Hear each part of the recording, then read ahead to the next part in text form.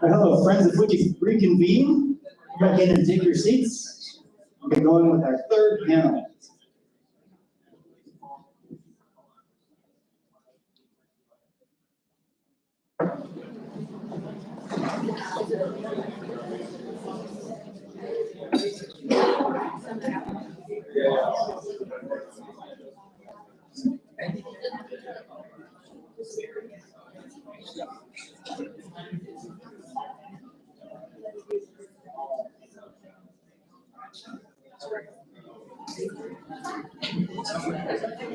Also, I heard from some folks that the app may have timed out and we weren't able to submit questions in that last panel. So I wanted to put up the QR code again. If you'd like to have that ability to submit questions, you may want to hit that QR code again and reactivate the app. Did other folks have problems with submitting questions in that last panel? With our flip phones, it's a little harder. Yeah. All right. Seems like almost everyone is in and settled.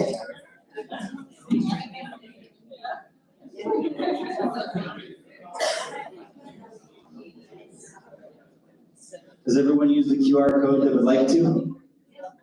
Move on.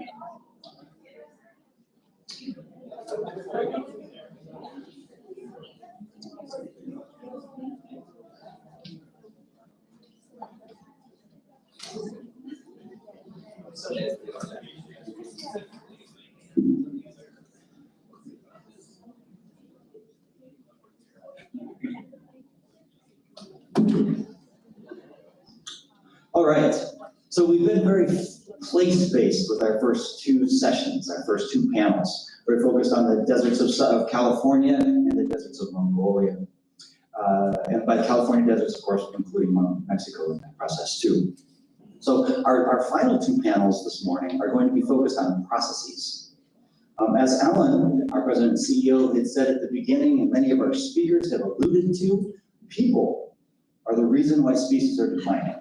We are the problem. It's like the Taylor Swift song. Hi, it's me, I'm the problem. But because we're the problem, we can also be the solution, right? So if we work with people appropriately, some of which we've spoken already actually quite a bit about this morning with the first two, these next two are going to be very focused on people-based solutions to conservation problems.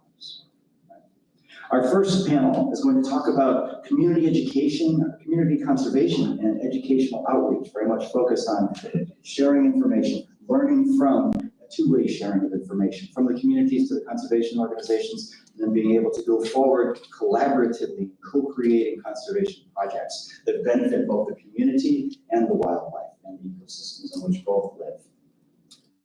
So education is a prominent tool and going to be a prominent tool of our next session. Education, of course, by itself is not enough to change behavior. Education can be helpful. I'll even go so far as to say in changing people's behavior, but it is not enough by itself. Right? And our three speakers coming up next will be talking about the ways that they have used education and engagement and outreach programs to try to engage communities so that they will be able to live more harmoniously and coexist with wildlife and benefit by that process. First up is our friend from South Africa, Louise Macfala, the founder of the Bush Babies Environmental Education Program. And she has come out of the Black Mambas Anti-Poaching Unit, which we'll hear more about in our final session. And she's going to talk about the Bush Babies Environmental Education Program. Wayne, please welcome.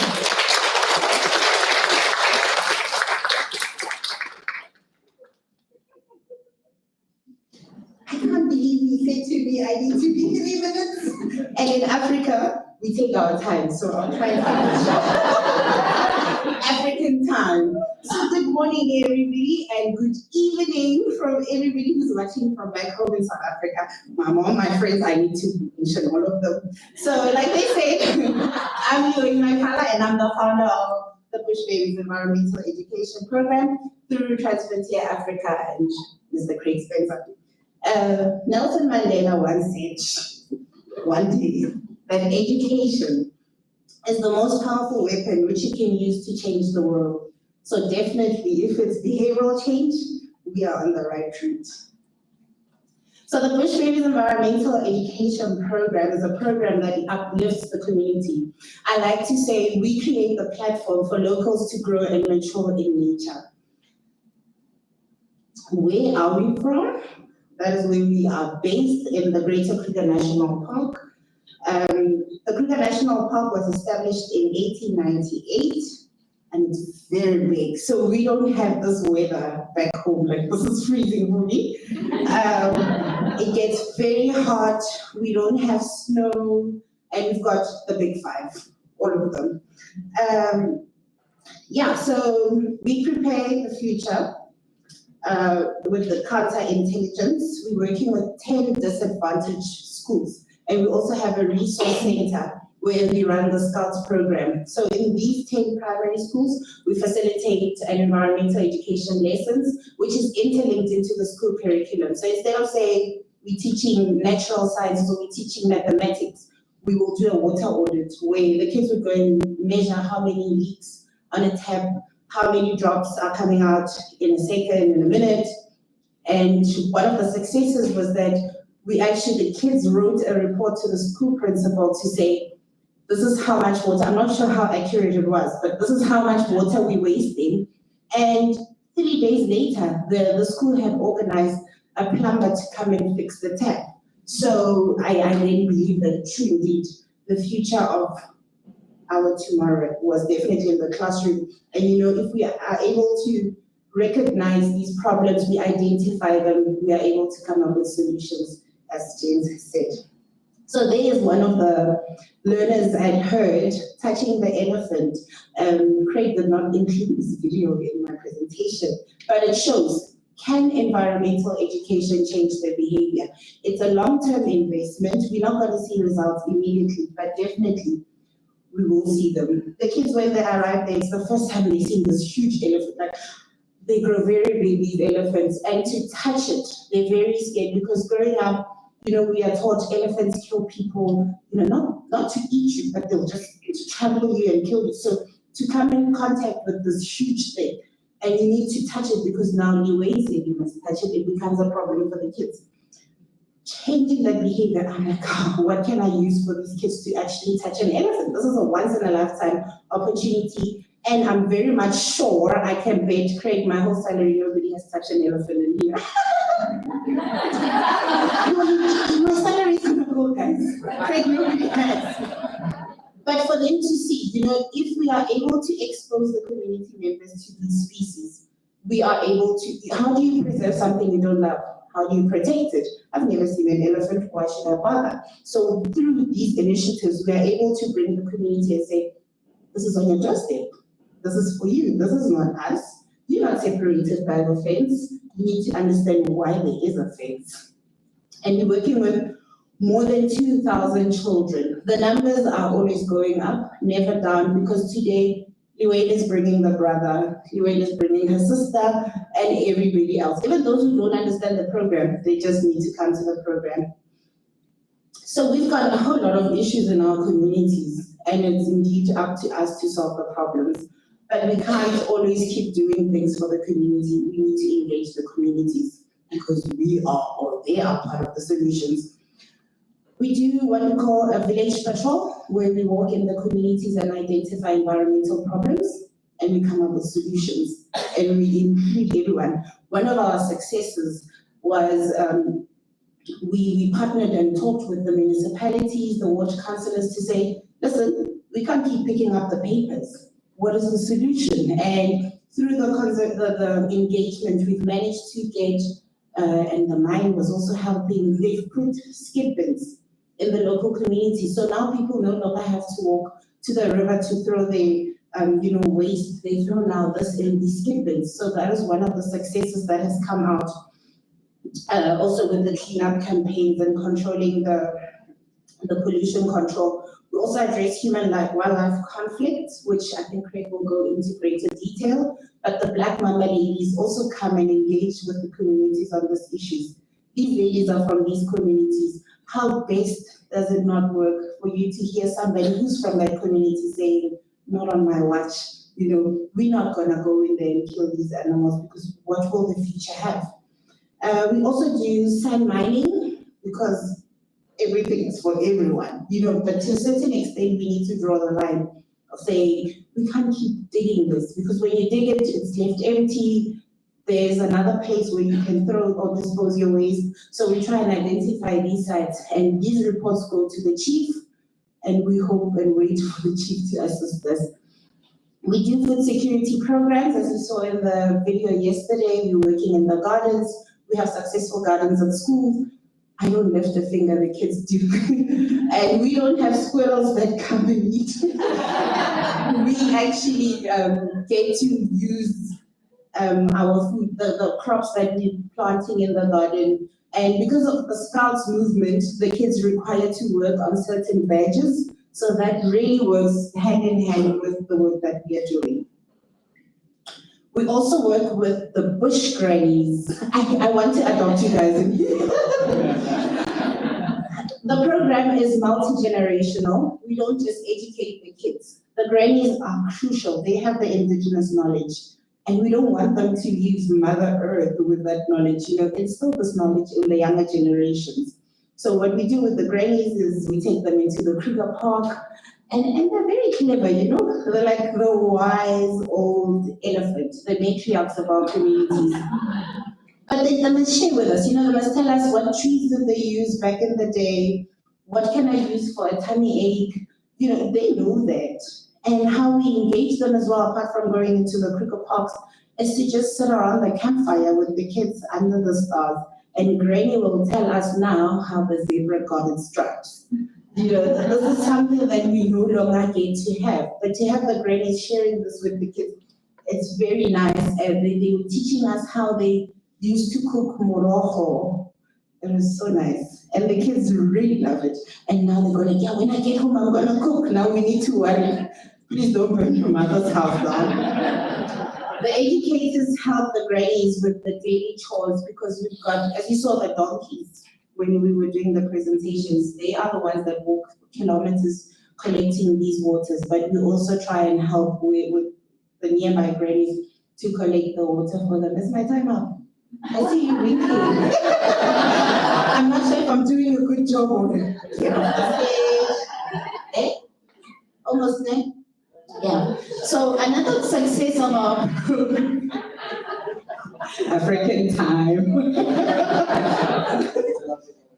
We need to bring our tendencies wherever we go. But not even just one, but most of our successes, I need to brag. I was in the UK last year at the Royal Geographical Society as a keynote speaker. So conservation not only is about education, but it takes us to the world to share the amazing work we do. Not only did it allow me, I remember little Honora, I can't remember how old she was, but she would visit at the reserve and she wanted to do research where she started working on the rodents. And she was selected for the science fair to represent South Africa in Los Angeles. Imagine! And she says to me, I never in my entire life imagined myself getting out of Palabora. Never mind South Africa. I never thought of that. And we're trying to introduce career paths in conservation for the local communities. Like Craig will mention in his talk, is that education goes a long way. And these, conservation in South Africa is a white man job. So when you start going there, people go like, are you sure? My cousin always went to me like, yeah, you're going to bath frogs as a career. You don't want to do that. But you know, today is a day like, yo, I'm so proud of you. My sister's like, yeah, you should have studied HR. And I was like, no, this is where the passion is at. But we're trying to change the mindset of the local community members. We're trying to introduce careers in conservation because like the young lady said, Kruger Park is just 10 kilometers from us. Some have never been there. And through such programs, we are able to take the grannies, the kids, and Craig into the park. So yeah, that is me at our resource center with our kids celebrating 9 years of existence. We no longer count numbers throughout the years of how many kids we've had, but to cut it short is 4,000 times 9. That's how many kids we have changed. And yes, we have seen another positive, this is the last one. Another positive is that the schools now, where they have their career paths or career days, they invite us to come and educate the kids on, oh, these are some of the subjects you can do, and there is a lot. I just prefer taking education because I love talking a lot. And I'm glad.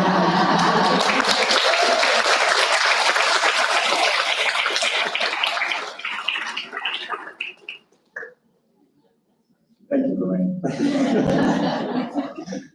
Lorraine is a rare treat, a treasure of the globe, for certain. Along the same lines, another dear friend of mine, Jane Horgan from the Cheetah Conservation Botswana, will talk about the work that she does with engaging communities and also education in Botswana to benefit the cheetah.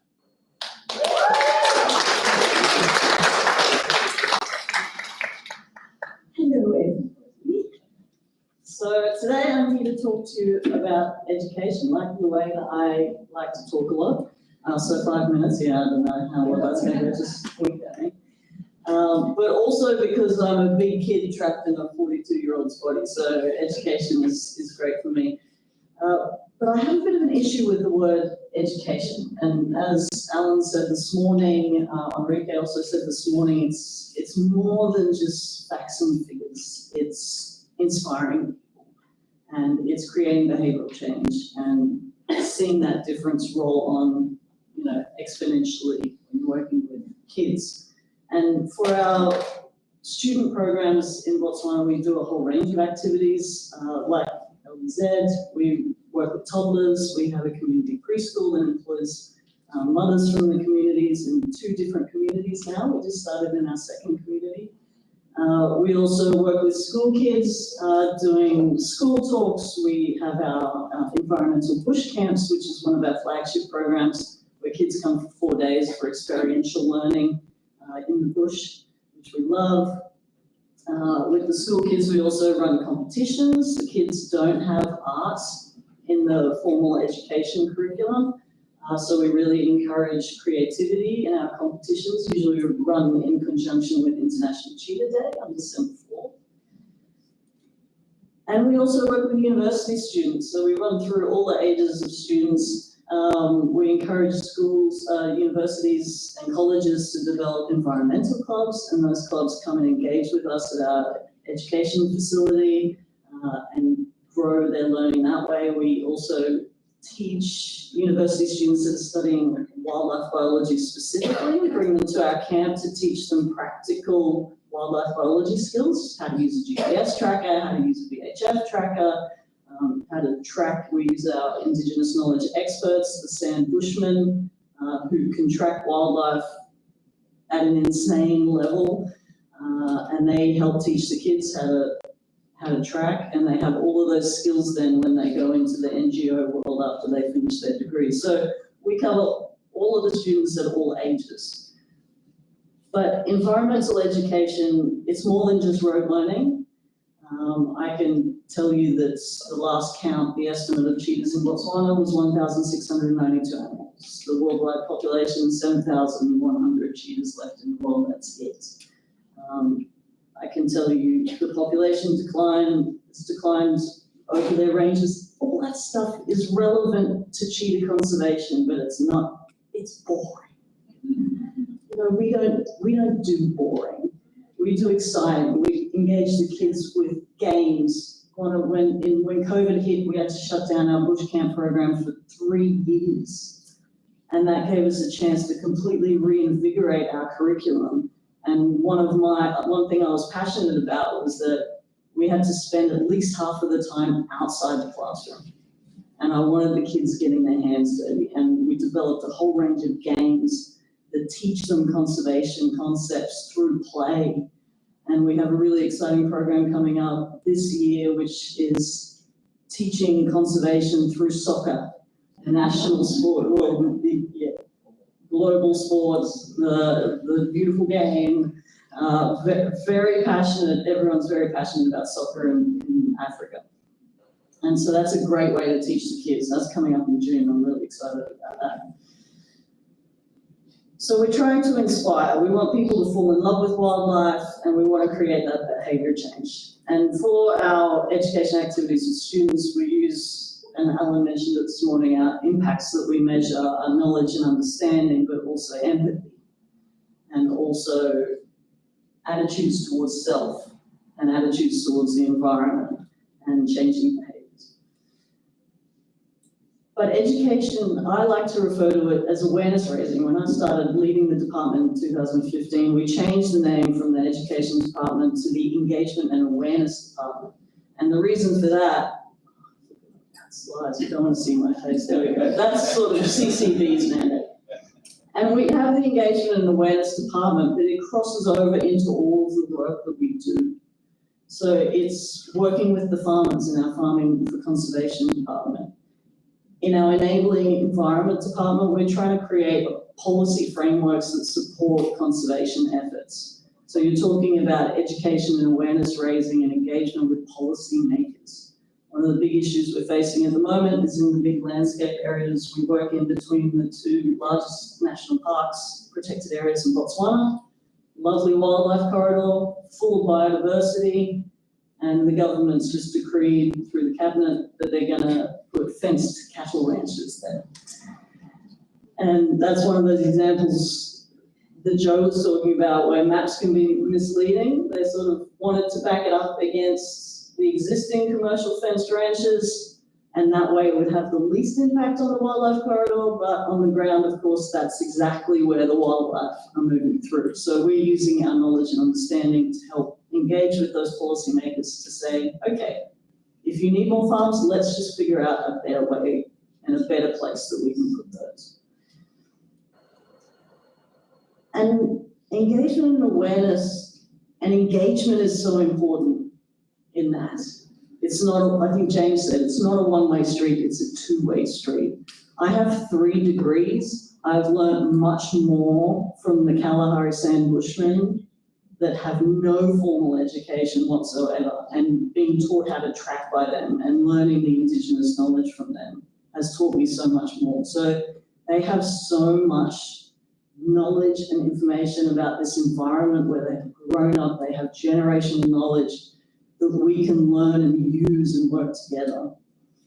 And what I refer to as our adult engagement activities include the communities and the elders there, and we do in the villages where we work, the rural communities, we do very extensive participatory planning with them. When we first started out working with these communities, we wanted to find out what they wanted, what they needed, what their development priorities were, and then find where those priorities were and our mandate to conserve cheetahs in the environment, where those intersected. And that's where we're working together with them to have community-led conservation, which is much more sustainable and practical. Just an example of how nuanced education, engagement, and awareness is that it's not always formal, it's not always in an education program. We find it in our resources, we find it in our newsletter, in our social media posts, everything we do, and it can be so subtle as to the language that we use. We now use the word carnivore instead of predator because we don't want people thinking, oh, cheetahs are the big bad guy and they're hiding in shrubs waiting to predate on your beautiful little goats. We're trying to change these perceptions of carnivores. I always say that some of my best work is done with whiskey because in my work, my community engagement was largely with the commercial cattle ranchers. We work with communal farmers, we work with remote settlements, and our team on the ground does a great job of that. When I was on the ground in Botswana, I was working with the commercial cattle ranchers who were largely Afrikaners. So that's one, they're born and bred, some of them third generation in Botswana, but they're white with South African or English heritage. And gee, do they like to drink, those guys. I thought Australians were that. And so I'd go to the bar on a Friday night and try to relax after what was usually an arduous week, and I'd grab a whiskey from the bar and try to relax and detox from work. And of course, there would be farmers there, they'd come to the bar, and they'd say, "Yeah, Jane, I shot 6 cheetahs on my farm the other day." And knowing these guys, I know these guys, they like to play with you. And I'm like, 6? Just, you're losing your touch in your old age, hang on, what are you doing? And they'd laugh, they're only just joking, trying to get a rise out of me, testing the boundaries. But I'd say, "No, but have you got cheetahs on the farm? Have you seen any lately?" It's all data collection, right? I'm a scientist working undercover. And say, yeah, no, that's plenty. We've got plenty on the farm. I'm like, "Oh, okay, good. Have you been losing any cattle? Have you lost anything?" And that seems like an innocuous question, right? But that's engagement and awareness raising right there.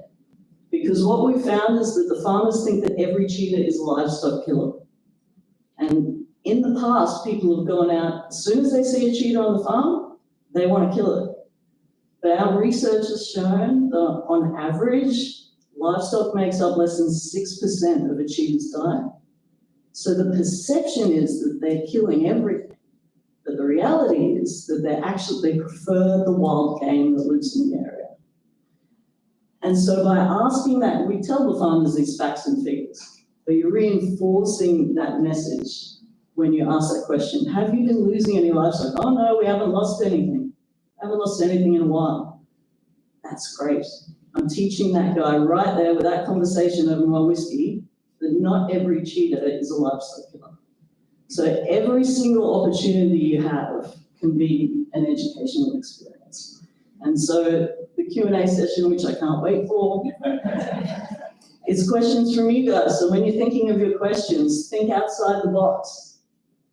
You know, education's not just teaching really cute kids, getting them to play games and learn about conservation. It's so much more than that. Thanks.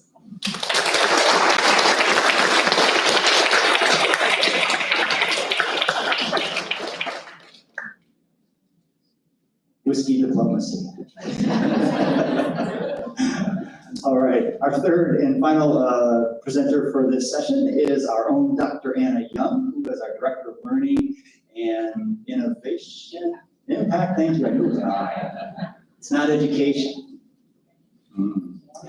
And we have been very fortunate to have Anna come in the last couple of years. She has revolutionized our learning impact, our educational and outreach and stakeholder engagement efforts across the valley. Thank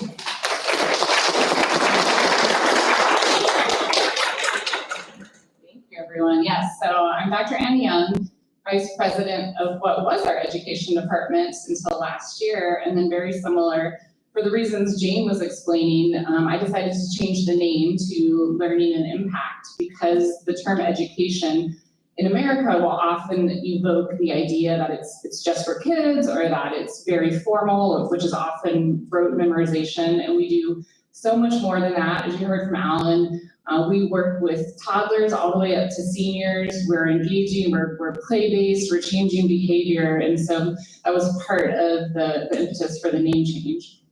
So I'm also a scientist, and so I love data and experiments, and so I'm going to tell you about an experiment that I did with our Learning and Impact team and our animal care team to think about how we present what are called ambassador animals, or here at the Living Desert, we call them connection animals. if you were here last night, you got to meet some of our connection animals. And so you saw an armadillo in what we call a nature cart. And so I'm going to talk to you a little bit more about how we use that in a camp program to think about what are we teaching, what are kids learning when they come here.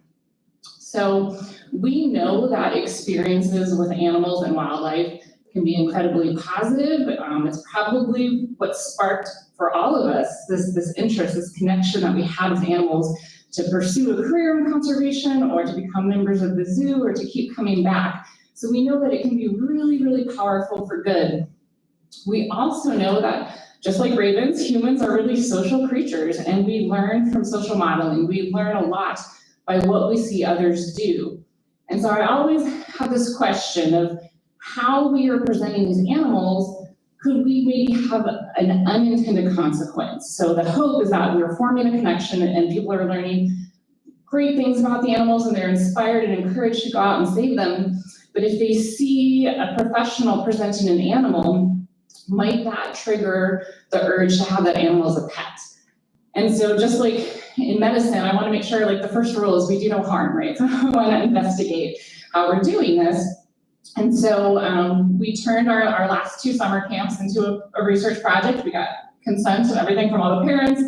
And when campers came in, we gave them some surveys at the start and the end of camp.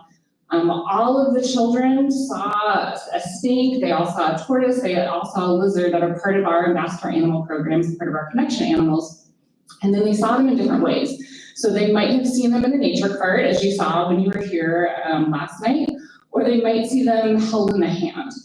And then before they saw any of these animals though, we made sure to give a talk to all of the campers, letting them know that this species, whatever it was, didn't make a great pet, and here's all the reasons why. We talked about at the zoo, when we have them, we talk about all of the care and the expertise that our professionals have, and all of the special lighting and all of the special diet and what it takes to really properly care for these animals. So they all heard the same speech about how it's just a lot of work and that they really don't make good pets at home. But then they saw the animals presented in one of these ways, and so I was curious to see what effect that would have on them. So we can see over here, we've got our tortoise, our snake, and our lizard presented either in the cart or in the hand. And we asked the kids, you know, what's your desire to have this animal as a pet? How much do you want to have this animal as a pet? And it was a Likert scale. And what we saw was for both the tortoise and the lizard, when they saw that animal presented in someone's hand, they were much more likely to say that they wanted that animal as a pet. They thought it made a good pet, even though they all heard us tell them right beforehand, these animals don't make great pets. They're not a good choice. They should be left for professionals to handle. The snake, they were like, you know what, nope, I don't want that. When they saw that in the hand, but it wasn't a statistically significant drop for that snake.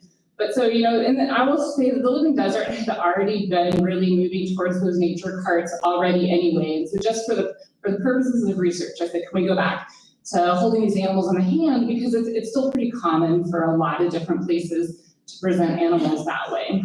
So that was a concern for me. There's been different studies on this topic with different results, and it depends. Are you talking with kids, and, you know, what are the circumstances and what are you asking? But I think this is some convincing data for us to, I think, be really cautious about how we are presenting these animals and making sure that first and foremost we're doing no harm. Now, one also assumption that comes up a lot is this is going to be necessary. Having this up close personal connection is necessary to encourage pro-environmental or conservation behaviors. So we wanted to test for that too. And what we saw is that we really didn't see much of a change in the kids at all, depending, no matter how that animal was presented, for how they felt about wanting to save that animal in the wild. Now, I will say the caveat, these kids were all coming to zoo camp, and they already had a pretty high level, so on the Likert scale, they were already close to the top of wanting to help save animals in the wild. But if we didn't see much of a change in this realm, but we could see a potential increase in exotic pet desire, that makes sure that we really want to be informed and intentional in how we present those animals we're not moving the needle on conservation intent, but we could be moving it in a bad way for exotic pet desire. So some interesting discussion, food for thought.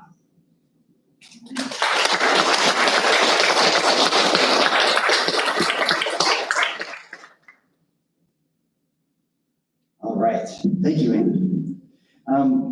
The next situation that we're going to go to is our panel discussion. So if I could invite our three speakers to come up, Luann and Jane and Anne.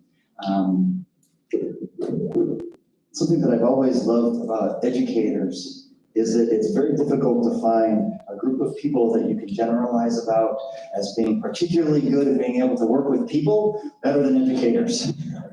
Hopefully that came across in our presentations today too. All right. So we have already some great questions. Thank you for those. And as they continue to come in, I have a couple that I'd like to ask of you all directly first. So a common criticism that we get of education, learning, behavior change, outreach, engagement, whatever term you want to use here, among conservation biologists in particular, is that it takes too long. It's super challenging. You know, it's expensive. How would you all respond to that? You want to start on that? It's the truth. I'm not lying, it's the truth. But like I said, environmental education is a long-term investment, but we have been fortunate that we have seen the results. So for us, it works. I'd like to share maybe a short story is, even with the kids, they were given puppets, different animal puppets, no storyline, and you have to create the story. And like I said, they're scared of elephants, right? So there's an elephant and a rhino in the story. So a rock had fallen on the snake, and all the other animals, the zebras and stuff, snake was, help me, and they said, no, we're not gonna help you because you're gonna bite us. And he came across the rhino first, and rhino was like, oh, I could help you, but how can I move it with my horn? But let me call the elephant. And both the elephant and rhino together with the little puppets were, oh, and they moved this rock. Behavioral change, definitely, because they know elephant kills. But in the story, elephant is depicted as this animal that is so gentle, they care about the other animals, and they will help each other out. So, yeah, it does work, but it takes time and money and all of this. But I honestly believe now, I think because of we've been already in the landscape for so long, it's easier. We see results quicker. So I'll take that back and say, not really.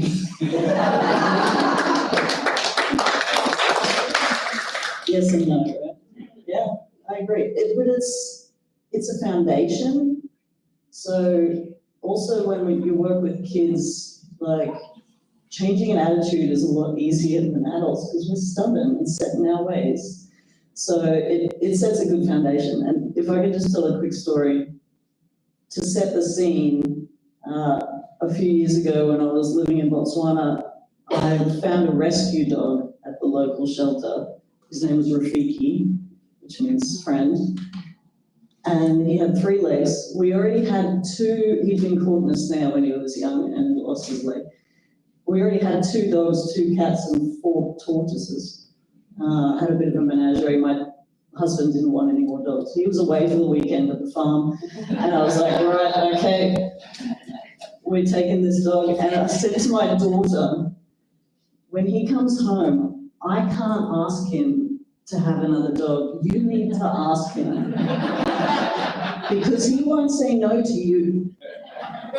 And lo and behold, that worked. Why? Because what is, the weak point of any man is his daughter.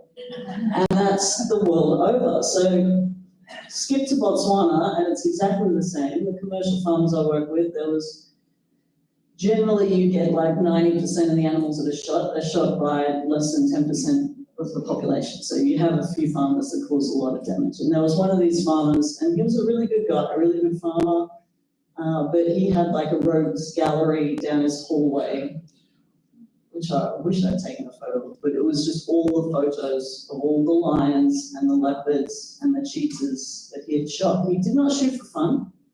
He would only shoot animals that were repetitive problem animals on his farm, but his farm was quite close to the Central Kalahari Game Reserve, so he did have a lot of carnivores come through.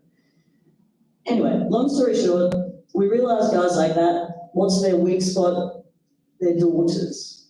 So we started engagement with, we tried to usually go to the rural communities, the disadvantaged communities, do our education programs there, but I was like, we need to target the private school where these guys' kids go and target them to get really good impact. And yeah, she was in one of our classes, she was a really great student, I loved her. She went home and told him all the conservation messages. She got really passionate about conservation, took it home. He was suddenly refusing to shoot cheetahs on his farm, called us whenever he had ones causing problems for us to translocate them off his farm. We even caught one on his farm that we named after his daughter. We dropped her in the Central Kalahari Game Reserve. She came on a big journey back to the farm. By the time she got back to the farm, he's like, no, she must just come back and stay on my farm. Don't go to the neighbor's farm, he will shoot her. She must come, I will look after her. She can even eat a couple of carbs, that's fine. So the grand turnaround is also, you can get that immediate response from the influence that these kids play. But yeah, generally speaking, it's foundational conservation for the next generation.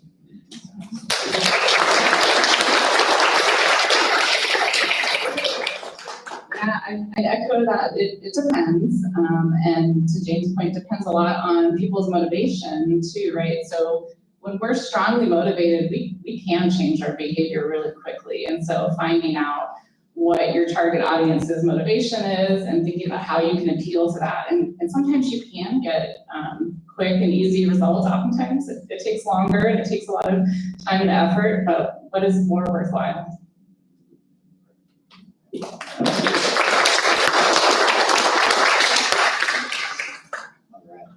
Absolutely. So something that I thought was a very interesting question here that is relevant to actually all three of your work.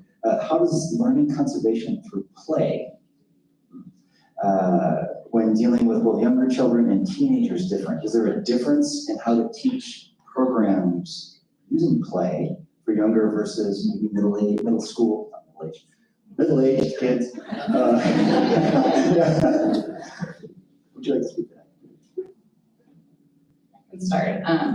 I'll say that when something is fun, when we're playing, we are willing to work so much harder than if something isn't fun. That's just true universally across the board. So if you can gamify something, if you can make it play-based and make it fun, you can ask people to do more than they thought possible if it was a drudgery. So it's a great tool.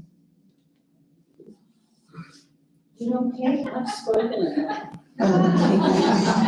So I would agree as well, and we've seen this working very well after adopting the Scouts movement, because it's one of the requirements. You must link the activity into the game. But first we've got Steam Release Game, because wow, these kids need to release the activity.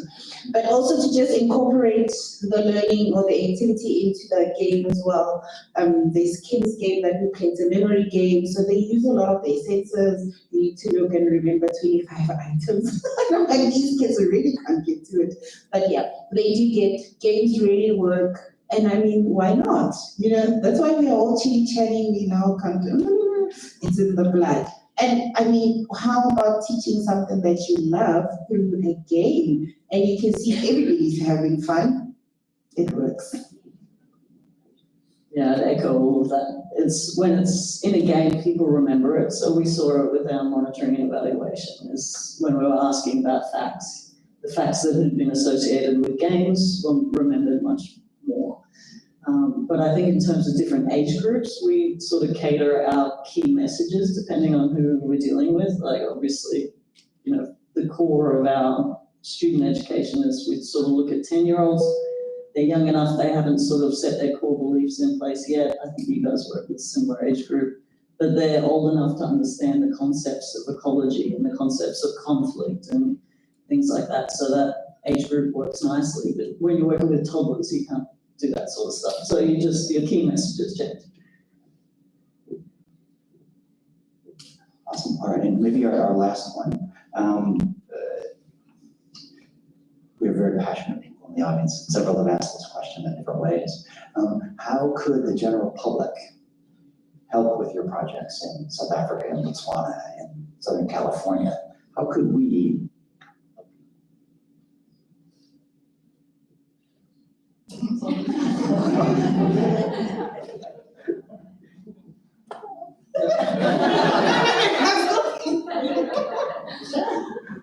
There's lots of different ways you can support.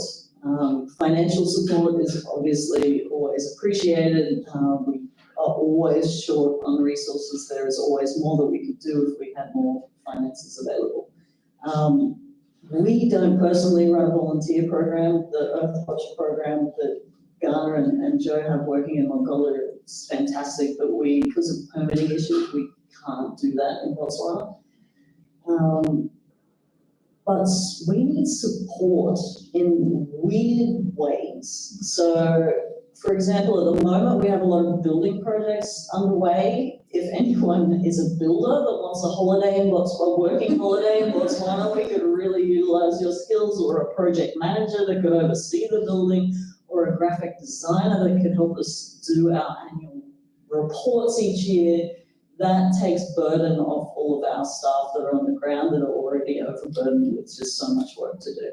So if you want to help out, just reach out to us and we can see if everybody has a unique range of skills and things that they can give. And if you're interested in helping, reach out, we can see if our powers combined can save the planet. I wanted to say exactly what she said. Right on point. But you guys can help through social media platforms. We are at the Black Mamba Anti-Poaching Unit, so you can check that online. And like she said, I'm not going to repeat, but let me repeat the financial one. And also that would go towards some of our funders as well, like Mr. Tom at the back. Tom! They also have organizations. You could also support them. They support us. And I mean, it goes a long way. The Scouts program on its own costs so much. So maybe if you've got camping equipment, I'm willing to even take an ex. Oh, Craig doesn't have luggage, so we can put in his. So we can more tents, camping equipment, everything, just to bring the experience to the kids. Name Mr. Spencer. Thank you. So the financial support and the infrastructure, the vehicles, the tires, it costs a lot to keep the organization running or the program running. So yeah, financial support would be of great assistance to us. Yeah, just an example. Our founder and director, Rebecca Klein, got up at the Wildlife Conservation Network, I think the first year or the second year that they did the expo in San Francisco. And someone said, what do you need? And she, had just started an organization almost single-handedly, was working in really tough conditions. And she said, we need energy, because she was tired. But there was one guy in the audience who was the solar power expert. And he's like, oh, they need energy? I do energy. I do solar power. I can help. And got into a conversation with Rebecca, and we were just building our field camp at the time in Huntsy. And he organized donations of solar panels that then got sent to Botswana, all of the gear, which set up our entire camp. And it was such a great project that he then went on and did the same thing at 50 different conservation sites. So that was his side gig, and it has made an incredible difference. So whatever your skill set is, I think we can find a way that you can help. And there are a number of ways that you can get involved and support the Living Desert. So we do have a really vibrant volunteer program. We have about 500 volunteers that help share our message on grounds every day. So we'd love to have you join us in that. You can also be a great leader and a great model for your community. So a powerful way to change behavior is by social modeling and social norming. So bring your reusable water bottle and tell people why that you made that choice. And make sure that you're an informed consumer, and every time that you are voting with your dollar and you're talking with other folks, that you are making some pro-environmental behavioral choices and sharing and advocating with others about that. Thank you all. There are so many ways that we can help contribute, right? Whether it's directly in the forms of our own actions, or creating solar fields to help organizations, or donating tents, right? Let's thank our panelists.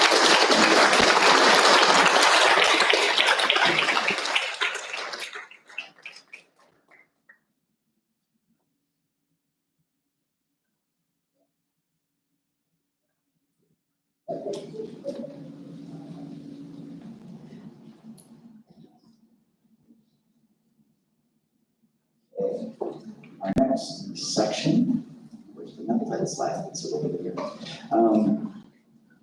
is about human-wildlife conflict.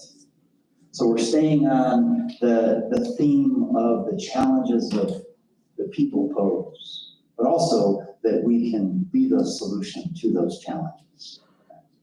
So now we're going to come at this solution from a little different way. The last session was very much talking about engaging with people and teaching and communicating and working together. Human-wildlife conflict, of course, can be done in a very similar way. So we're going to now hear from three folks, one from Kenya, South Africa, and then here at the United States at the Living Desert. We're going to start off with Toby Otenyo. And Toby is at the Owasso Lions. Toby's at Owasso Lions in Kenya in the north, and we are very lucky to have him and his wonderful program be represented here. Toby.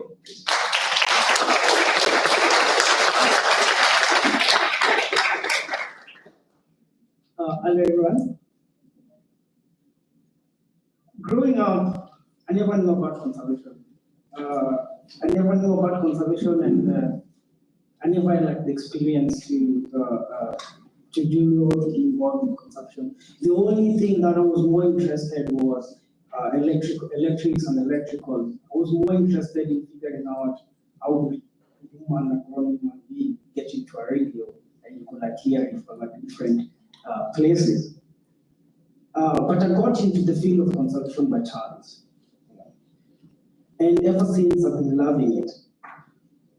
I'm part of an amazing team. I'm part of an amazing team of dedicated, passionate individuals working towards promoting consistency between people, livestock, and wildlife in the same landscape.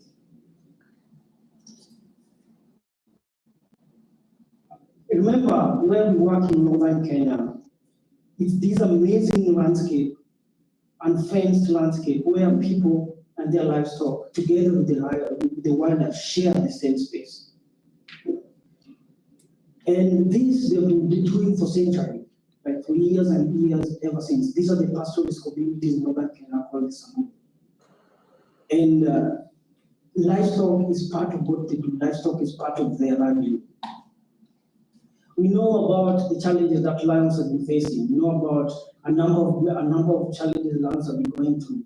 But one of the challenges that when we started the Owasso Lions, when Owasso Lions started, one of the challenges that was facing was lions being killed after they killed the livestock. And what we realized, in this landscape we work in three protected areas, but the surrounding areas and the community lands, which are communal. And what was happening in the first place was lions would come from the protected areas, they would go into this communal land and they would be shot. Why? Because while they were like in the community areas, what would happen, they would actually sometimes end up killing the livestock. And remember, livestock for pastoralism is a very, very important thing. And so that was one of the first challenges that we got into. And in order to address this, one of my best friends in Ria, who is also part of Owasso Lions, started like posted this question: how can we involve the warriors? Warriors within a Samburu community are very, very important demographic. They are the protectors of the livestock. They are protectors of everything within their community. And so whenever there's a conflict, whenever a lion or any other carnivore, I'm not trying not to use the word predator,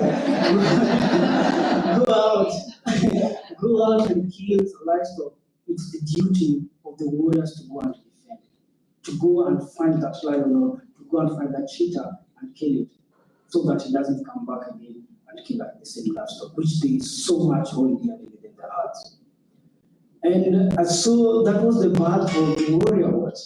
And we started engaging the warriors. And the thing was like, I was actually trying to figure out ways in which you can involve this group of warriors to help in the conservation of land rather than going out and killing them. And so how do you do this? Being from pastoral communities, Sambulus are like so amazing in tracking lions. That literally you go out with them and they like can tell you like how many lions are within that particular area, where it's going, how far they pass like in a particular area. So we started like taking advantage of this, like using these skills that they have to track the lions, find where the lions are. But we also like engage technology. And so we have like a number of field lions caller. And what we do, or what these warriors do is first thing in the morning, either using their traditional skills of tracking the lions, or they call it, you find where the lions are. And then what do you do next? You go back to the community and like alert them. Hey, please don't take your livestock, don't take your goat or cow in a particular area, because that's where the lions are. And by doing so, we are able to protect both the livestock from being killed by the lion, but also at the same time we're protecting the lions from being killed by the same warrior.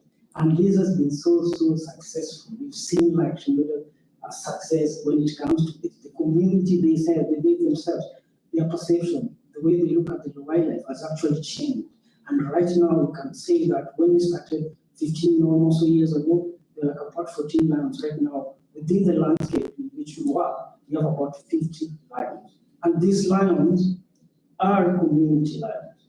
They actually move from the protected areas, and right now the majority of them are outside the community, outside with the livestock and the people in the same landscape. And that is such one of the things that actually gives us hope, seeing that by just working the community, by engaging the people, we can actually make things or make anything possible. We also do have like a number of other programs. We do not only work with the warriors, but we also work with the kids. We have an amazing program for the kids called Lion Kids Camp.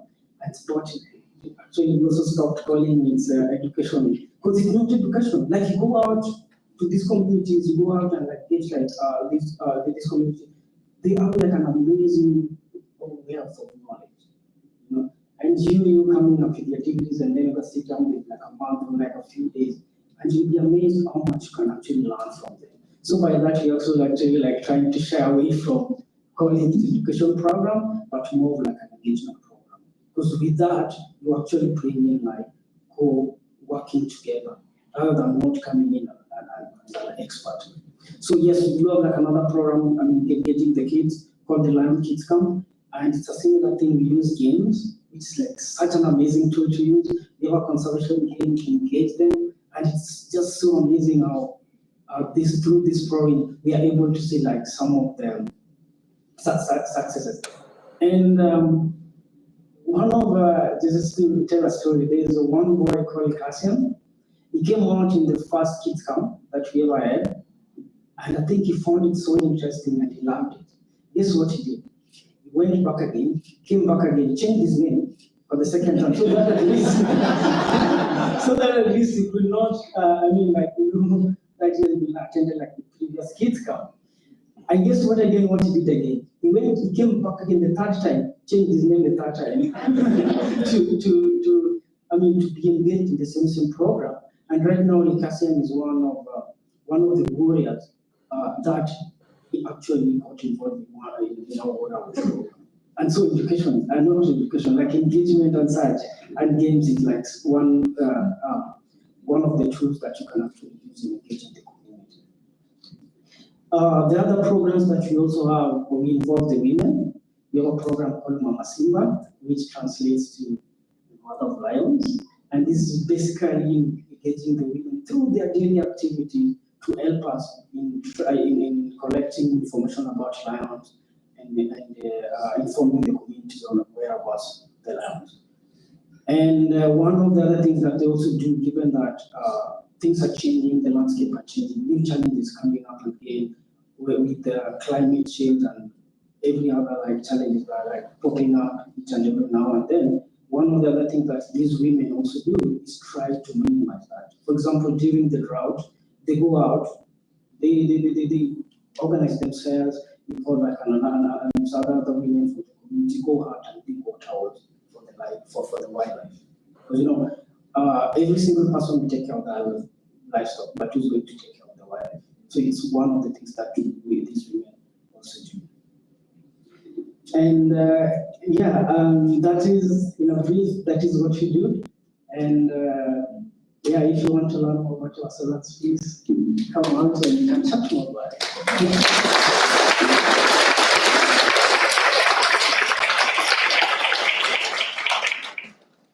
So, we often talk about in these kinds of behavior change programs, the challenges of evaluation of impact. And I think if you have a kid who is so committed to wanting to participate in a program that they change their name twice, they want to participate 3 times, that's an engagement. That's a great impact assessment. All right, so next up, we have our very own Katie Shaw, who is our conservation, community-based conservation lead here at the Living Desert Zoo and Gardens. And Katie, I've had the great pleasure of getting to work with Katie on 6 different countries, I think, at this point, projects and training programs to build community capacity and to do evaluations of programs. So she's going to talk a little bit about some of the work that we've done with the bush babies and the black mammoths.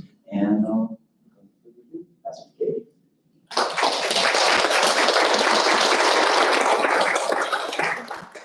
Hello, so I am Katie, the conservation social scientist here at the zoo. Recently with this summit, I have also been doubling as an event planner. So that's been an interesting journey. But thanks again to Rebecca Rothstein, this would not have been possible without her. But here today to talk about my role as a scientist and some of the projects that we do here at the zoo. We do a number of different social science projects around Southern California. One of our big ones that Alan mentioned this morning and is very relevant to Tim's work is our Time to Chalk Trash campaign. So part of this campaign involves working with restaurants and food businesses, and we get to participate in some suspicious looking behavior, but it's for science. So, but we go around and check out dumpsters to see whether they're open or closed, clean if there's any food waste present. And then we work with the staff and the managers at restaurants and food businesses to tell them about the impacts that we discussed earlier, this raven overpopulation that we have, and how that raven overpopulation was created by human-provided subsidies, so food, water, roosting spaces. We try and tell people that it's not an intuitive connection, but by closing your dumpster, you're helping to reduce food subsidies that will help bring the balance back into the ecosystem with the raven population and help our desert tortoises as well. Part of this program involves what we've called our Gold Star Award. So we created a program where if the dumpster at a business is closed at least 80% of the time, we go and give them an award, which we provide public-facing material for them to display for their customers, and just let everyone know that they are a business that is helping to protect local wildlife. So if any of you are local to Southern California and you're up in Desert Hot Springs or the High Desert, there's a bunch of businesses up there. Thank them if you see that hanging. And just recently we joined Tim's work up in Barstow, and so we're currently working on this project up there. In addition to our Time to Talk Trash program, we have several other programs that we do in this region. We have a Youth Environmental Ambassador program with the local tribe, the Torres Martinez, working to inspire conservation among the youth in that tribe and reconnect them with their lands. We We also have a Native American Workforce Conservation. We have a very long acronym for this. Native American Workforce Conservation Development, NAWCWD program, that we are working with tribes across the whole greater Coachella Valley region, and providing some skills training to hopefully get people into the workforce that can bring their traditional ecological knowledge and improve conservation with that knowledge. So beyond Southern California, we also have a number of projects that the Living Desert does. So this is a photo from one of our studies that we did in conjunction with Transfrontier Africa with Craig and Luane.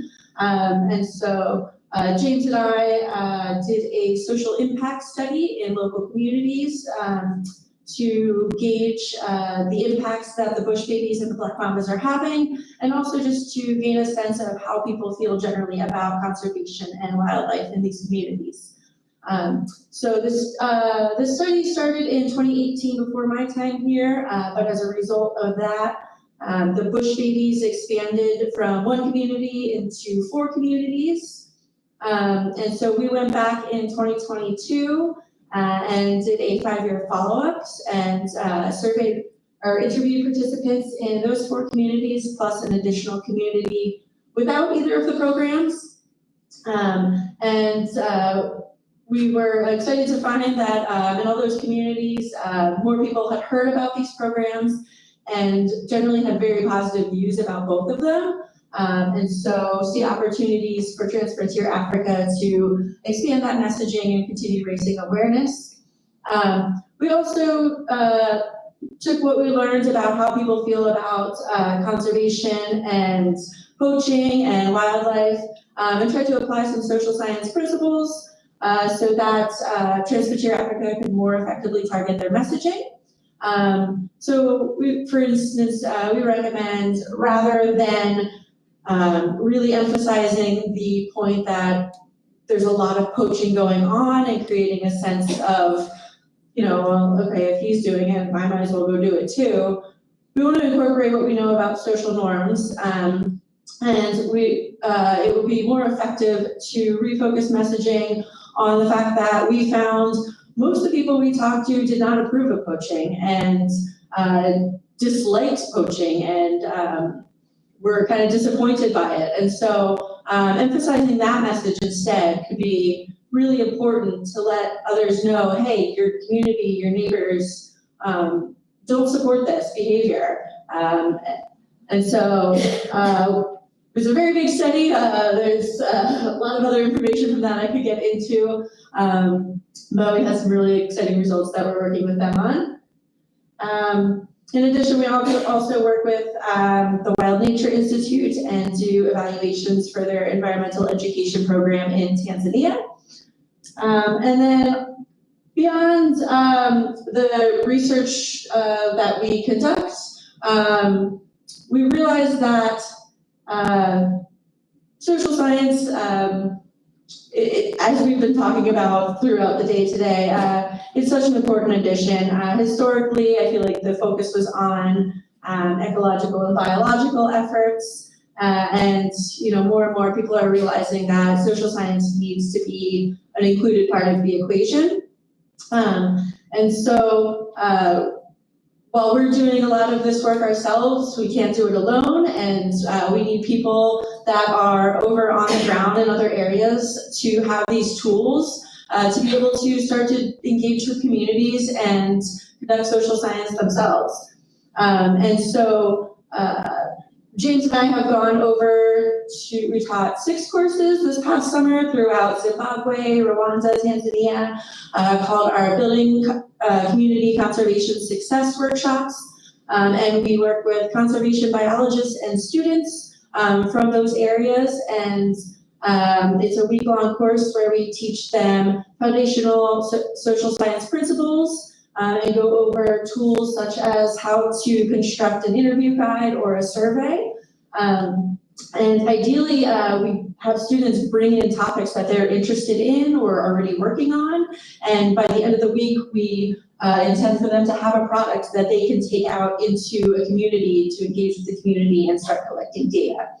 And in fact, in one of the workshops, we actually were able to get participants out into local communities, and we were working with communities right along the border of Hwange National Park in Zimbabwe, where there is a lot of human-wildlife conflict from animals coming out of the park into those border communities.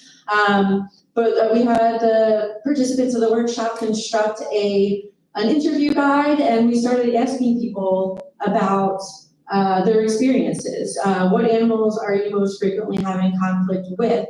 What are some ways that we could help you? What efforts would help you reduce those conflicts? And so we collected some really useful data that our partners over there can use as they continue their work in reducing human-wildlife conflicts and promoting coexistence in those border communities especially.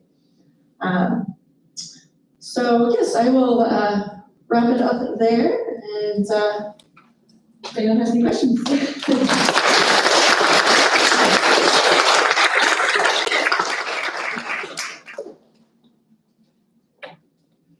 All right, thank you, David. Next up, our final presenter of the morning, my brother from another mother, Craig Spencer, the founder of Trend Frontier Africa, founder of Bush Babies of the Black Mamba and the coaching unit, because LaWayne was the founder of the Bush Babies. Craig, could you come up and speak a little bit about your experience with Human Wildlife Conflict?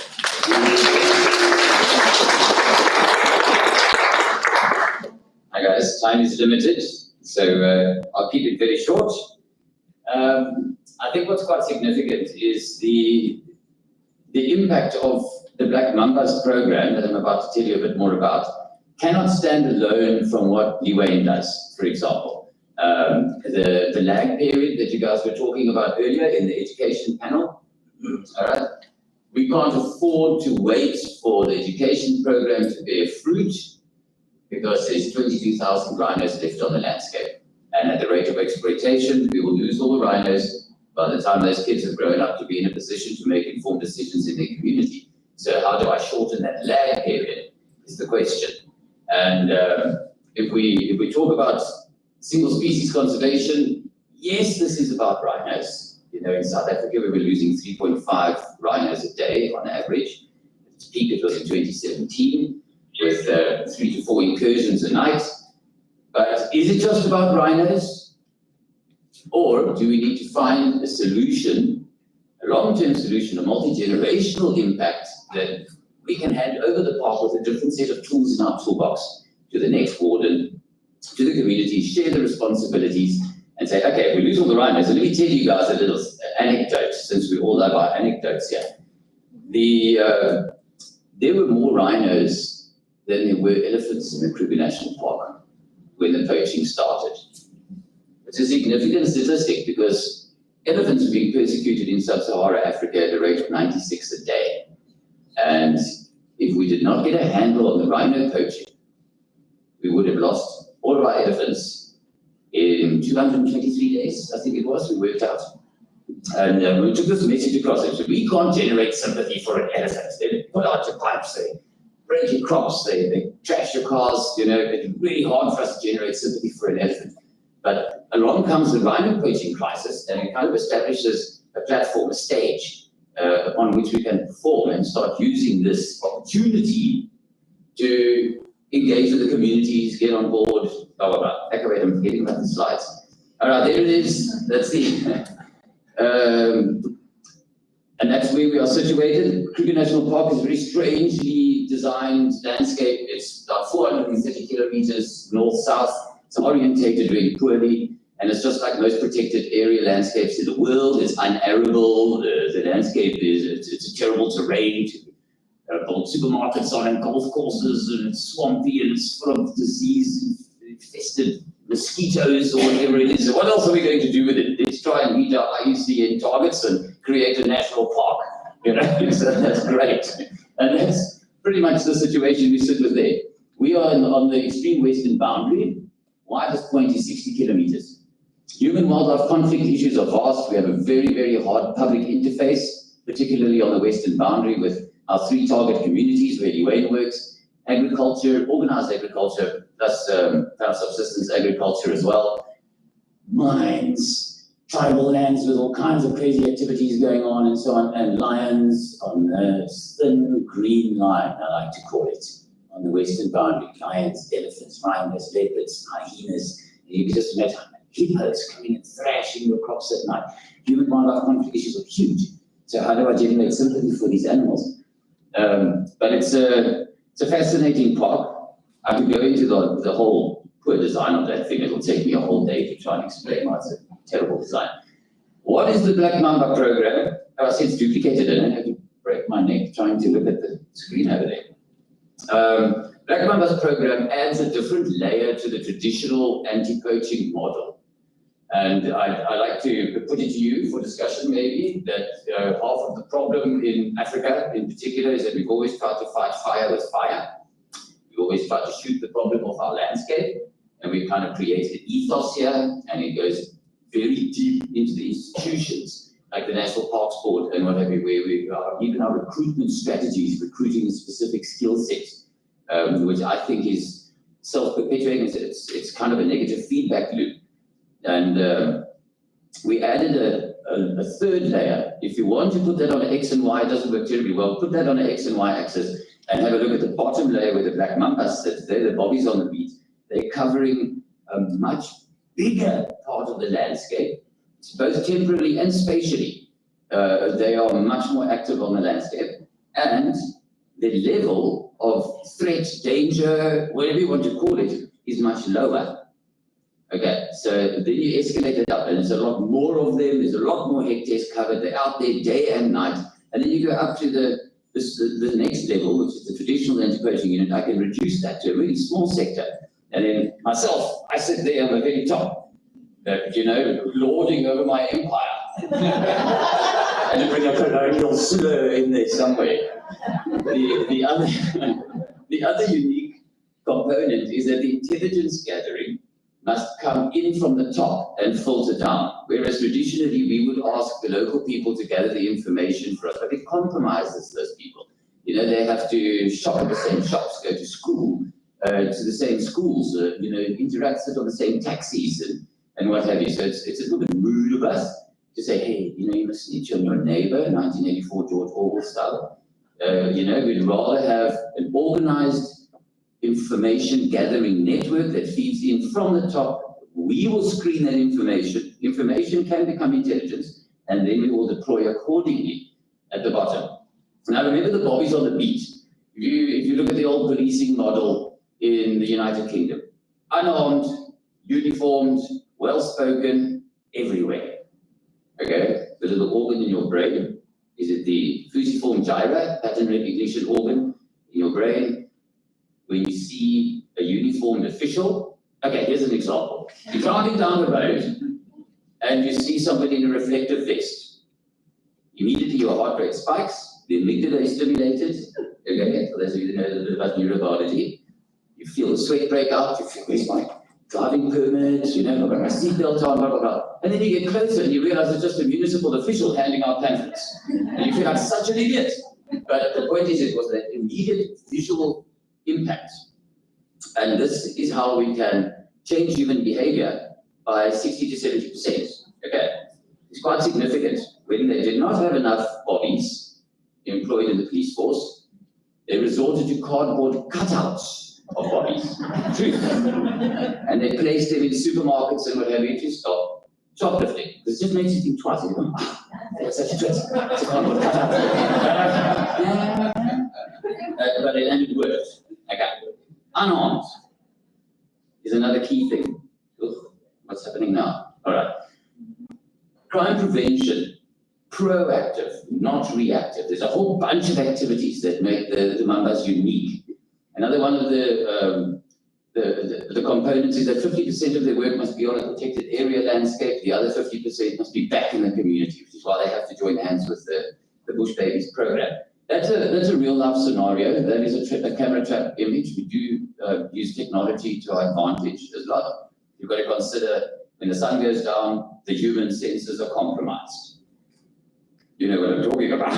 We need to rely on thermal optics or something that can accentuate our hearing, our sight, whatever it might be. We can use dogs to help us with our sense, but we are kind of compromised with our senses, especially when the sun goes down or the wind is blowing or something like that. So we have to rely on technology. Those are extra tools that we put in the toolbox of an anti-poaching unit or a scientist or Galileo with these little telescopes, a doctor with his microscope. We're all doing it. Why are we not doing it in the conservation arena?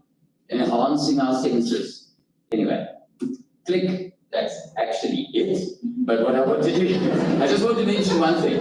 Somebody needs to ask the question, why women? Okay, so when you get the opportunity, just think about this multi-generational impact that the primary caregivers in the communities. I'm in my 50s. I know, it's hard to believe, isn't it? Botox is a wonderful thing. But it's actually the rum. I drink a lot of rum. Pickles.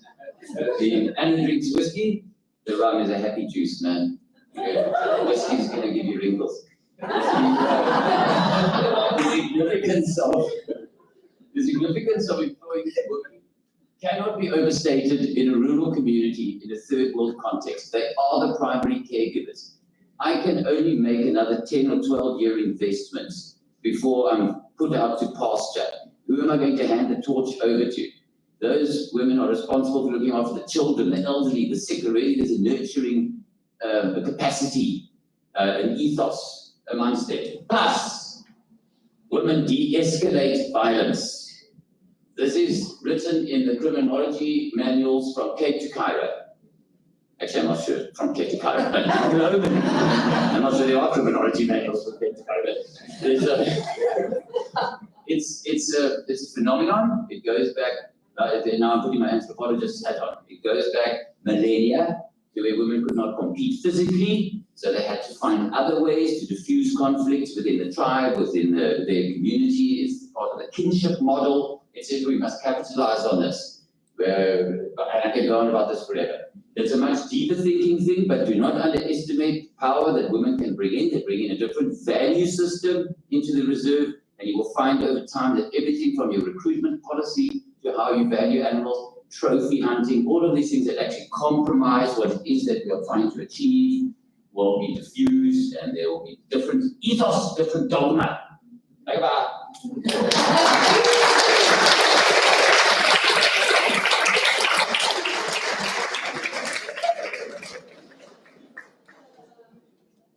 Have to follow that. So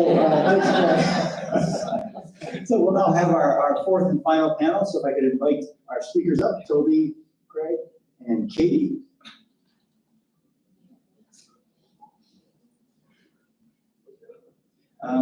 Again, if you would like to scan the QR code there, that's up for you to reactivate it. If you'd like to submit questions, that will be getting on the computer. Yeah, you're supposed to be here. You're always on the hook, right? You're never wrong.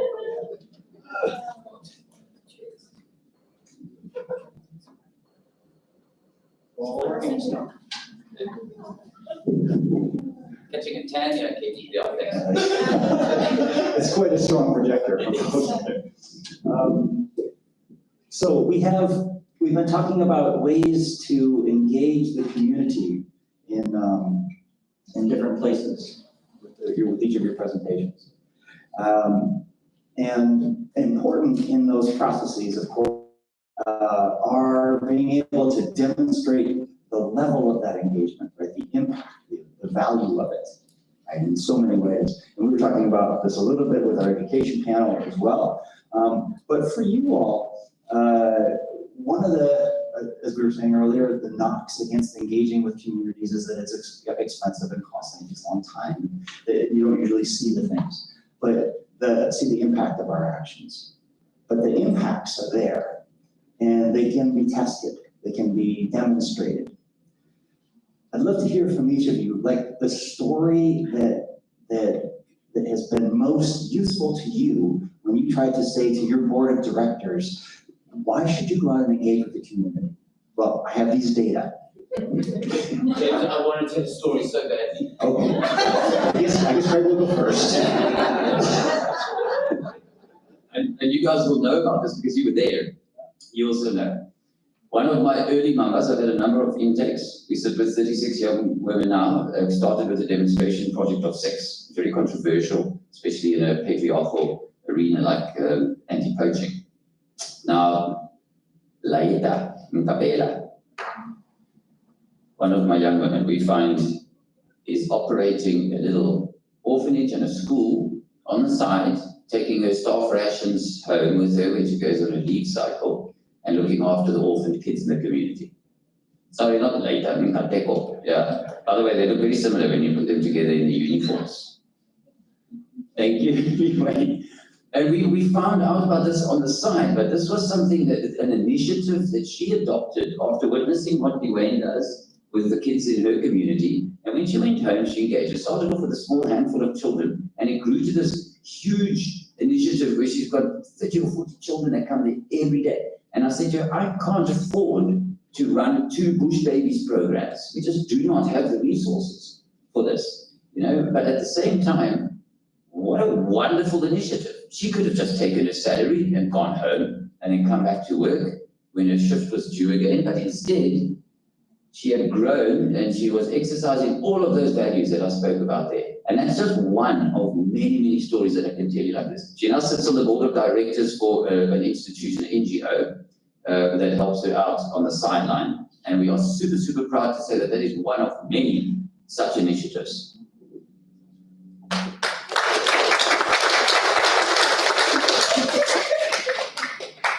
All right. Okay, so talking about some of the things that we've seen, some of the success stories that we've seen.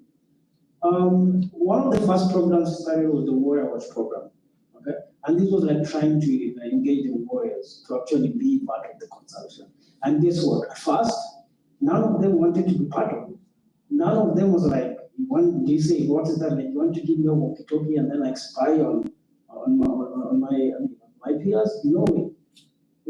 So it went on for a very long time, but at least we managed to get 1 or 2, to be involved. And over time, they'd we had a number of warriors, some joined, some would come out, but it definitely went out through that generation. And guess what? When the second generation of warriors were initiated, because in Samburu they go through stages, you be a warrior for about 10 to 15 years. After that, you become an elder, so you're no longer a warrior. And so there have to be another set of warriors that come in. For the second generation of warriors that we had, almost every single one of them were actually wants to be part, wants to be involved. And now we no longer need to go out and try to convince them. They're actually coming to us wanting to be involved. And so those are some of the success stories in which you can actually see when you start engaging the community. They start to appreciate that and they want to be. And we started out the Warrior Watch program. The women saw this, that warriors were being engaged, were being involved in conservation. And then these 2 ladies that saw that and they wanted to be part of conservation so bad. Their names were Montelia and Parasol. They kept on coming to our camp each and every single day. We want to be involved. We want to be involved. Until Shiwadi or our co-founder gave up. And if you ladies want to be involved, please figure it out. We give you all the resources, all the support that you need. And that was the part of our second program, which was Mama Sibo program. And right now they're unstoppable. These are traditional women who have never been to classroom. And right now one of them, Parasol, they learned to actually drive. And this year we managed to get a bigger car. We started out on a smaller car, but this year we managed to get on a bigger car. And what they've been able to do, it's just so amazing. So those are, I can talk forever about some of the success stories we've had, but including the Lucasian story, the Nucleum, in the kids camp who kept on coming. Right now is head of the new generation of warriors we are at our service.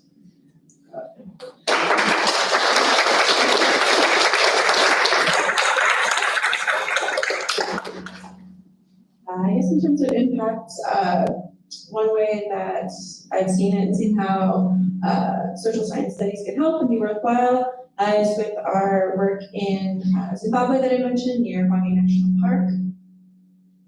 We work with our partner, Dallas Fire Lodges there. They've done a lot of work supporting. It's the chair.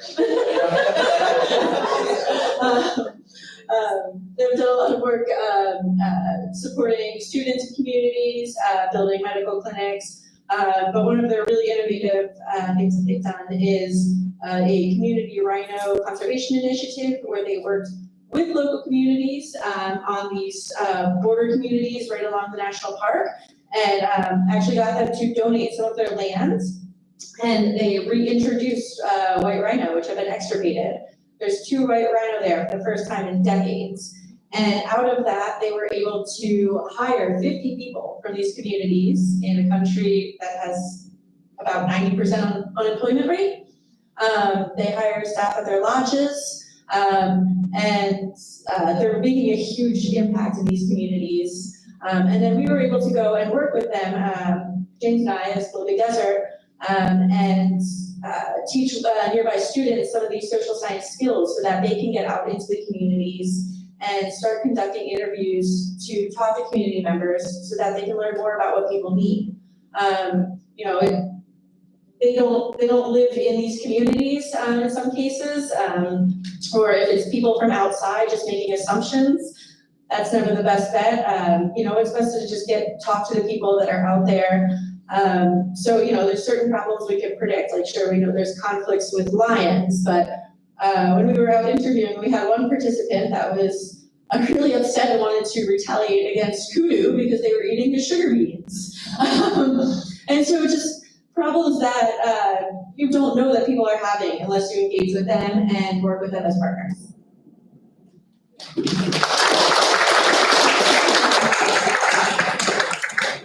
What I take away from all 3 of your presentations is really that starting is hard. Demonstrating that success at the beginning is challenging. But then once you get that success demonstrated, it quickly escalates, like in all 3 of your cases. The successes lead to a greater number of successes, right? So that initial beginnings is the challenge, right? That finding the hook that will engage people, that people will want to grab onto and say, oh, I want to be a part of that, right? How do you, when you're starting a program, small scale, big scale, whatever scale you want to work at, how do you find that hook? How do you find that initial ring, that thing that people want to grab to within your communities that makes it engaging for them, that they want to be a part of? I need to be a part of that. That's my life, right? How do you find that hook? Any example works.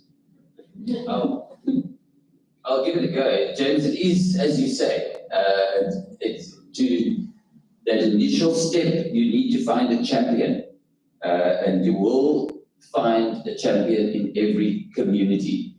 I worked in fisheries compliance for 11 years, and I love listening to what you have to say. And I've spent a lot of time sitting outside and meeting you guys because it's a fantastic initiative. But you will find in your fishing communities, you will find a champion. If you open the door and you provide opportunities, you will find those champions. And they just need to know that they have somebody to catch them when they fall, and to pick them up when they stumble, and to have their back. Okay, if you offer that opportunity to anyone, I promise you will probably have more than enough people that will stand by you. They're just waiting for the opportunity. James, it is a rabbit hole though. You start a thing like that, it's a bit like building a Christmas tree. It's like designing a research program. You've got your hypothesis or another hypothesis you're trying to prove in your methodology as the roots, and then you find, oh, I'm starting to investigate way off topic here and then way off topic there and so on, but you're still going to reach that star.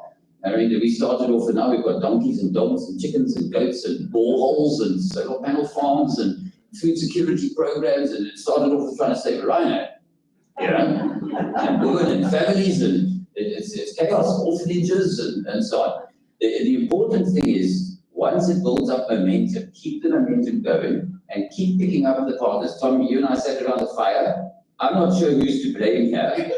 I blame Captain Morgan. All right. But the bottom line is we had to gather partners, as the thing gets bigger and bigger, do not try and keep it close to your chest.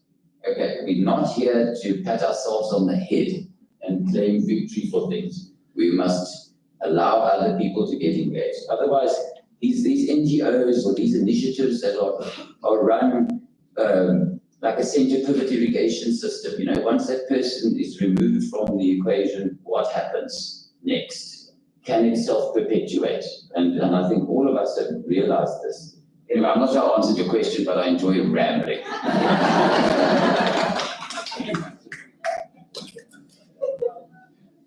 Yeah, I want to second that. I mean, usually the beginning is the hardest. But if you find like a few individuals who like, even if they're not so sure where you're going, but they believe in what you started, then definitely it will go and it will pick up.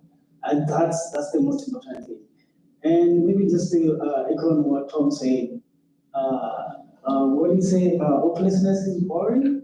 But so long as like you keep at it, it's challenging. And sometimes you yourself, like when you start like these projects or these programs, you never actually know. You don't even know what to do or how to do it. But you gotta keep on trying, like trying out like new ways until you get it. But once you do that, then definitely you have like more and more people believing in you and more people wanting to join with you and join out and say, we work with you together. And so, yeah.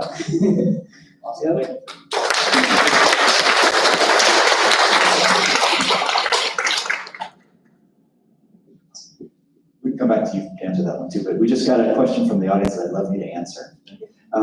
Which is, since we do so many things with traditional tribal folks here in Southern California, the question was, what other types of traditional knowledge helps with the conservation and coexistence of humans and animals?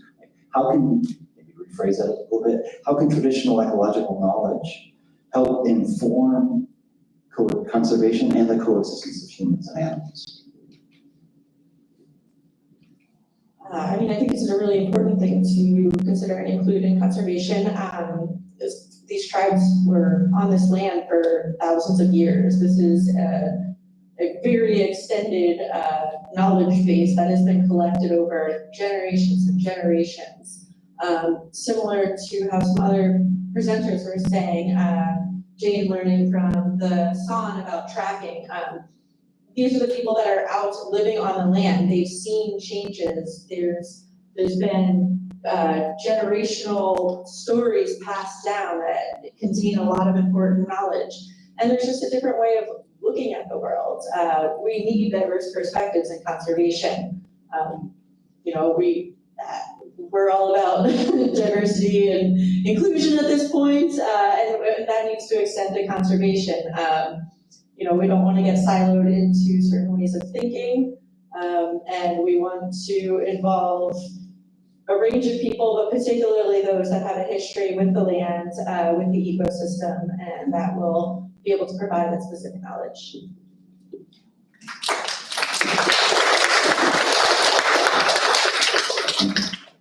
All right, so I'm afraid we're almost out of time here. And we're standing between all of these good people and lunch. So our final question, which Craig, you've actually answered obliquely already, which is, what is Craig's favorite rum? And I might point out that every time I come down, I have to bring at least one bottle of this for him. Sorry. Thank you, James. It's Captain Morgan, of course, the dark rum, but we're not fussy down there, we're not picky.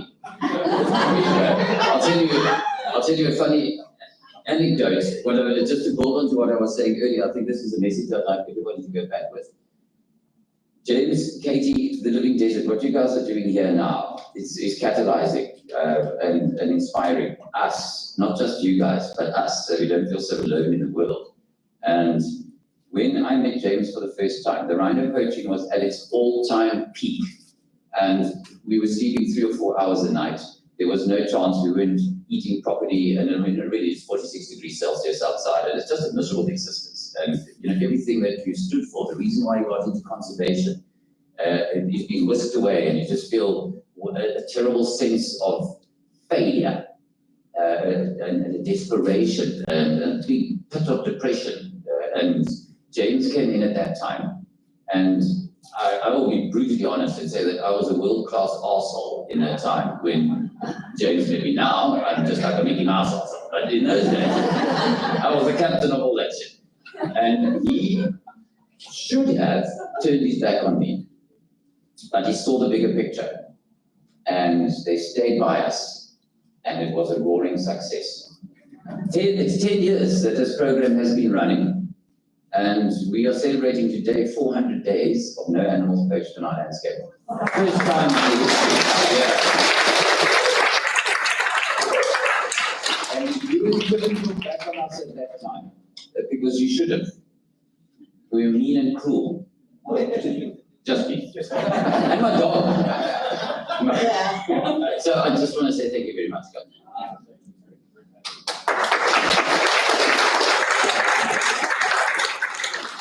Hey, if we could give a big round of applause and gratitude for everything.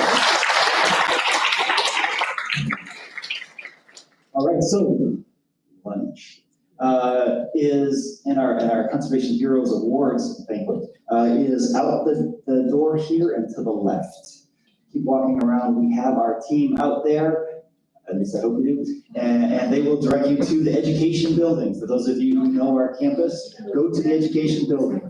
Just out to the left, follow the path. There'll be people who are directing you around. Thank you everybody for your attention today, this morning. We'll see you all over that.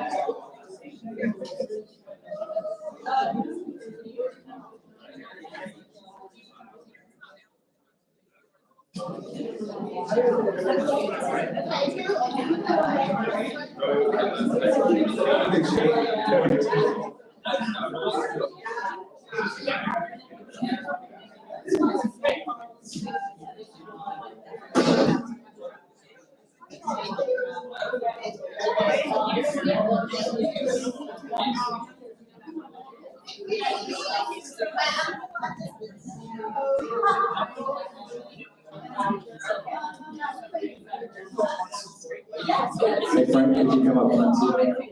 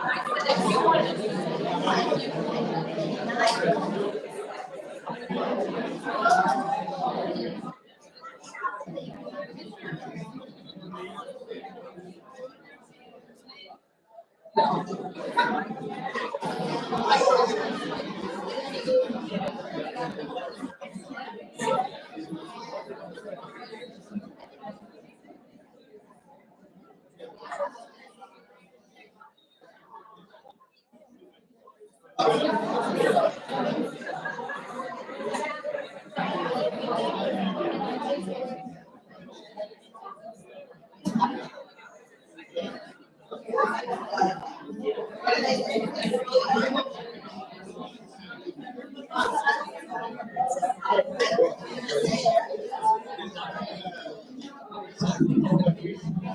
right, I think we're ready to get ready for the second half of our presentation today.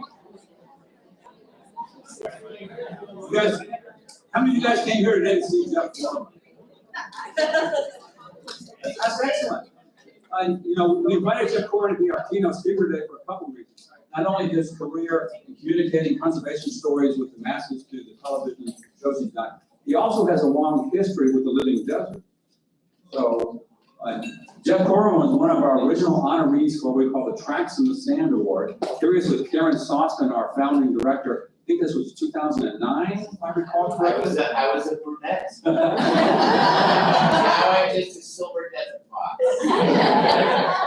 And so we're glad to be able to invite Jeff back and share how we've grown as an organization since then, hear what he's been involved with, and then also talk a little bit more about this desert conservation in particular. So, you know, Jeff, for the last 30 years, has been telling the stories of wildlife and nature to a global audience. He's got many traditional television series on ABC, NBC, Travel Channel, Food Network, Disney, and Discovery. Covers a whole gamut of things there.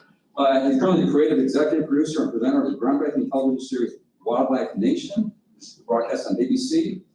Beyond television, he's got stories on NBC documentaries in his book, 100 Heartbeats. Engages both the readers and the broadcast audience in the 21st century plight of endangered species. He's author of 10 books on wildlife and nature, including Living on the Edge, Amazing Relationship with the Natural World. He's obviously a leader in conservation, recognized throughout the world as a television host, producer, journalist, author, explorer, wildlife biologist, and just an all-around great person. He's trying to change the story of the world's one species at a time and living a vital legacy for future generations. Here's a sneak peek of his current project.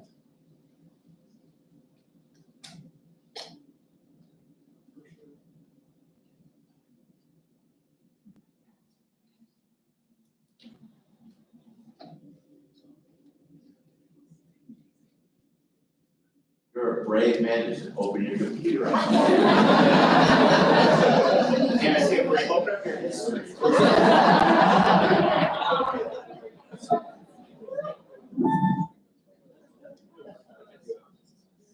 Okay, I think we got this. I'm Jeff Corwin. Over the course of my career, I've traveled all around our amazing planet, experienced the most incredible wildlife, and worked alongside the world's most dedicated scientists on the front lines of conservation. Exploring these stories and sharing them with hundreds of millions of viewers has made me feel like the luckiest person on earth. The truth is, out of all my adventures, my favorite place to explore is Florida. When it comes to wildlife and nature, no other region rivals the majesty of Florida. This is old, wild Florida. And now, I'm on my most important journey to explore the incredible species and spectacular habitats found nowhere else but in Florida. Extraordinary stories I've waited my whole life to share. This little tortoise, it's gonna get a new home, it's gonna get a chance to grow. Groundbreaking series for ABC. This is Wildlife Nation Expedition Florida. This pioneering series will celebrate the conservation heroes from all walks of life dedicated to protecting Florida's natural treasures. We have some of the greatest biological diversity in the entire country.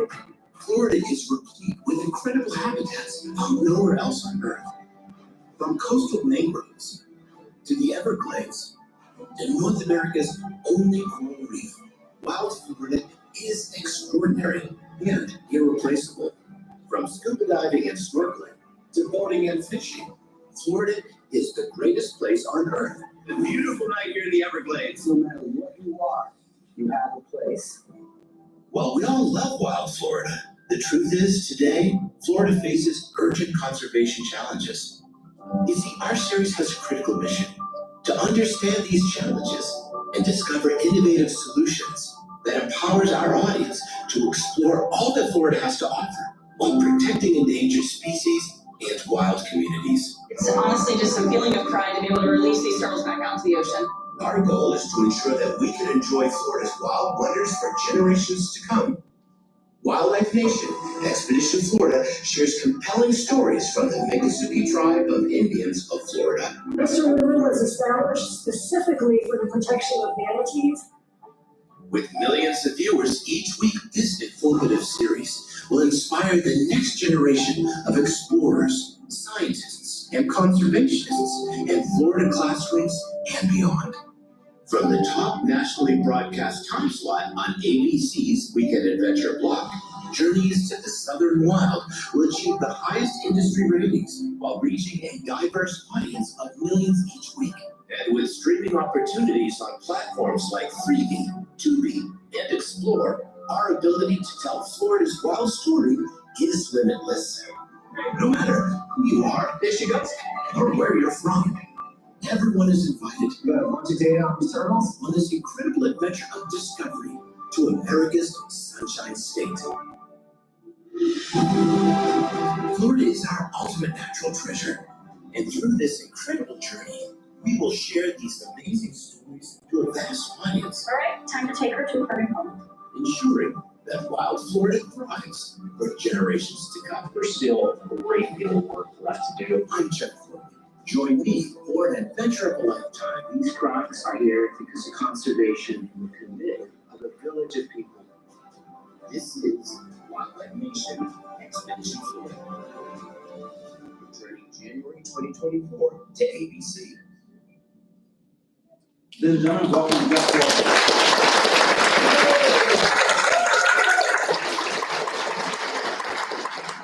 Thank you very much, Alan. I appreciate that introduction. And I love Florida just as much as I love the living desert. And who knows? Maybe we'll have a season 3 from the living desert. Anything's possible, especially if you have a checkbook. There's a lot of them here in this part of California. I am truly delighted to be with you this afternoon at one of my most favorite. It's hard for me to call it a zoo because I love zoos, but this is more than a zoo. It's the Living Desert Zoo and Botanical Gardens. It's an experiential community resource, and it celebrates a resource that I feel many of us feel is often underprotected and underappreciated. And of course, I'm talking about deserts. And as Alan indicated, I've had a bit of history with this incredible institution, going back to the day, actually, one of my favorite series I did on Animal Planet called The Jeff Corn Experience, we filmed an episode, and we were in these hills with California Fish and Game, catching bighorn sheep by helicopter, putting, at this time, this was truly revolutionary, putting satellite collars on them and testing them to make sure they were healthy. And then we literally went to a parking lot and released them, and they went back up into the hilltops.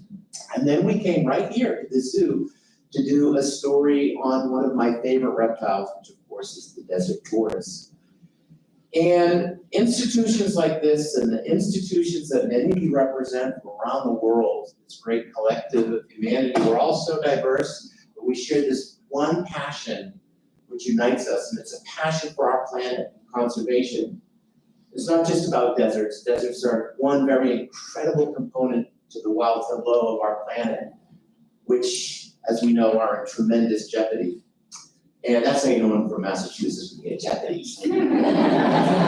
But so I have a great, so many wonderful memories, and I'm such a fan of this amazing zoo and the mission that it tells and the stories that it shares. So your conference is focused on deserts, and we will touch into that.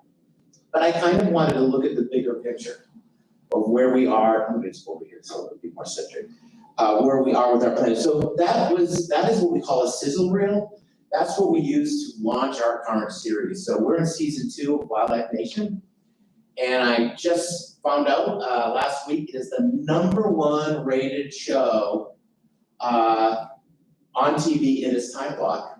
And to know that you can do it without a Kardashian, it's pretty awesome.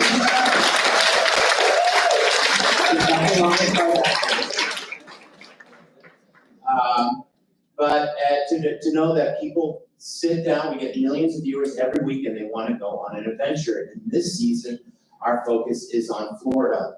And that's how we decided to approach this series, is divide them up each season regionally. So Florida, why Florida? Well, like your beautiful desert right here, this is a gateway experience for mainstream people. How many people here are from Botswana? From Botswana? Love Botswana, I've done a lot of stuff in Botswana. What do you do in Botswana? I work with cheetahs in Botswana and Namibia. But the truth is, how many kids from LA are gonna go put a satellite tag on a cheetah? Or going to go work with a giant beaded lizard in Mexico, or go to Mongolia and put satellite transmitters on raptors. Very, very important work. But the truth is, this incredibly important work, with the exception of maybe seeing it in a documentary series like my own, is really not accessible to the mainstream population. It's important we share that information because there's a ripple effect with that information. But even kids in like downtown Kenya, they're not gonna go anytime and do a rabies check on wild hyenas and stuff like that. Well, why do I mention that if it's so important? It's because mainstream real experiences of nature that you can have in a backyard environment often are the most critical stepping stones towards conservation. So while a kid from LA is unlikely to have a scientific experience, they may go on a safari someday and see animals, but they won't get that hands-on. Very few get to do that. They will be able to come to this desert museum, the living desert, and learn about all the incredible creatures that weave together this wild community. And why is that important? Because that experiential introduction plants a seed of stewardship. That's why zoos are so important. One of the questions people always ask me, what do you think of zoos? And they're often surprised when I say, I love zoos. Zoos are incredible places where people that are often nature deprived, that often live in economically challenging environments, have access to a safe place of wonder and nature, which who knows what light bulb will be turned on inside them. So with Florida, the reason why we chose this as the genesis for season 2 is how many people in here are from the United States? How many people in here have never been to Florida? I find that hard to believe. Well, you chose God's other waiting room here.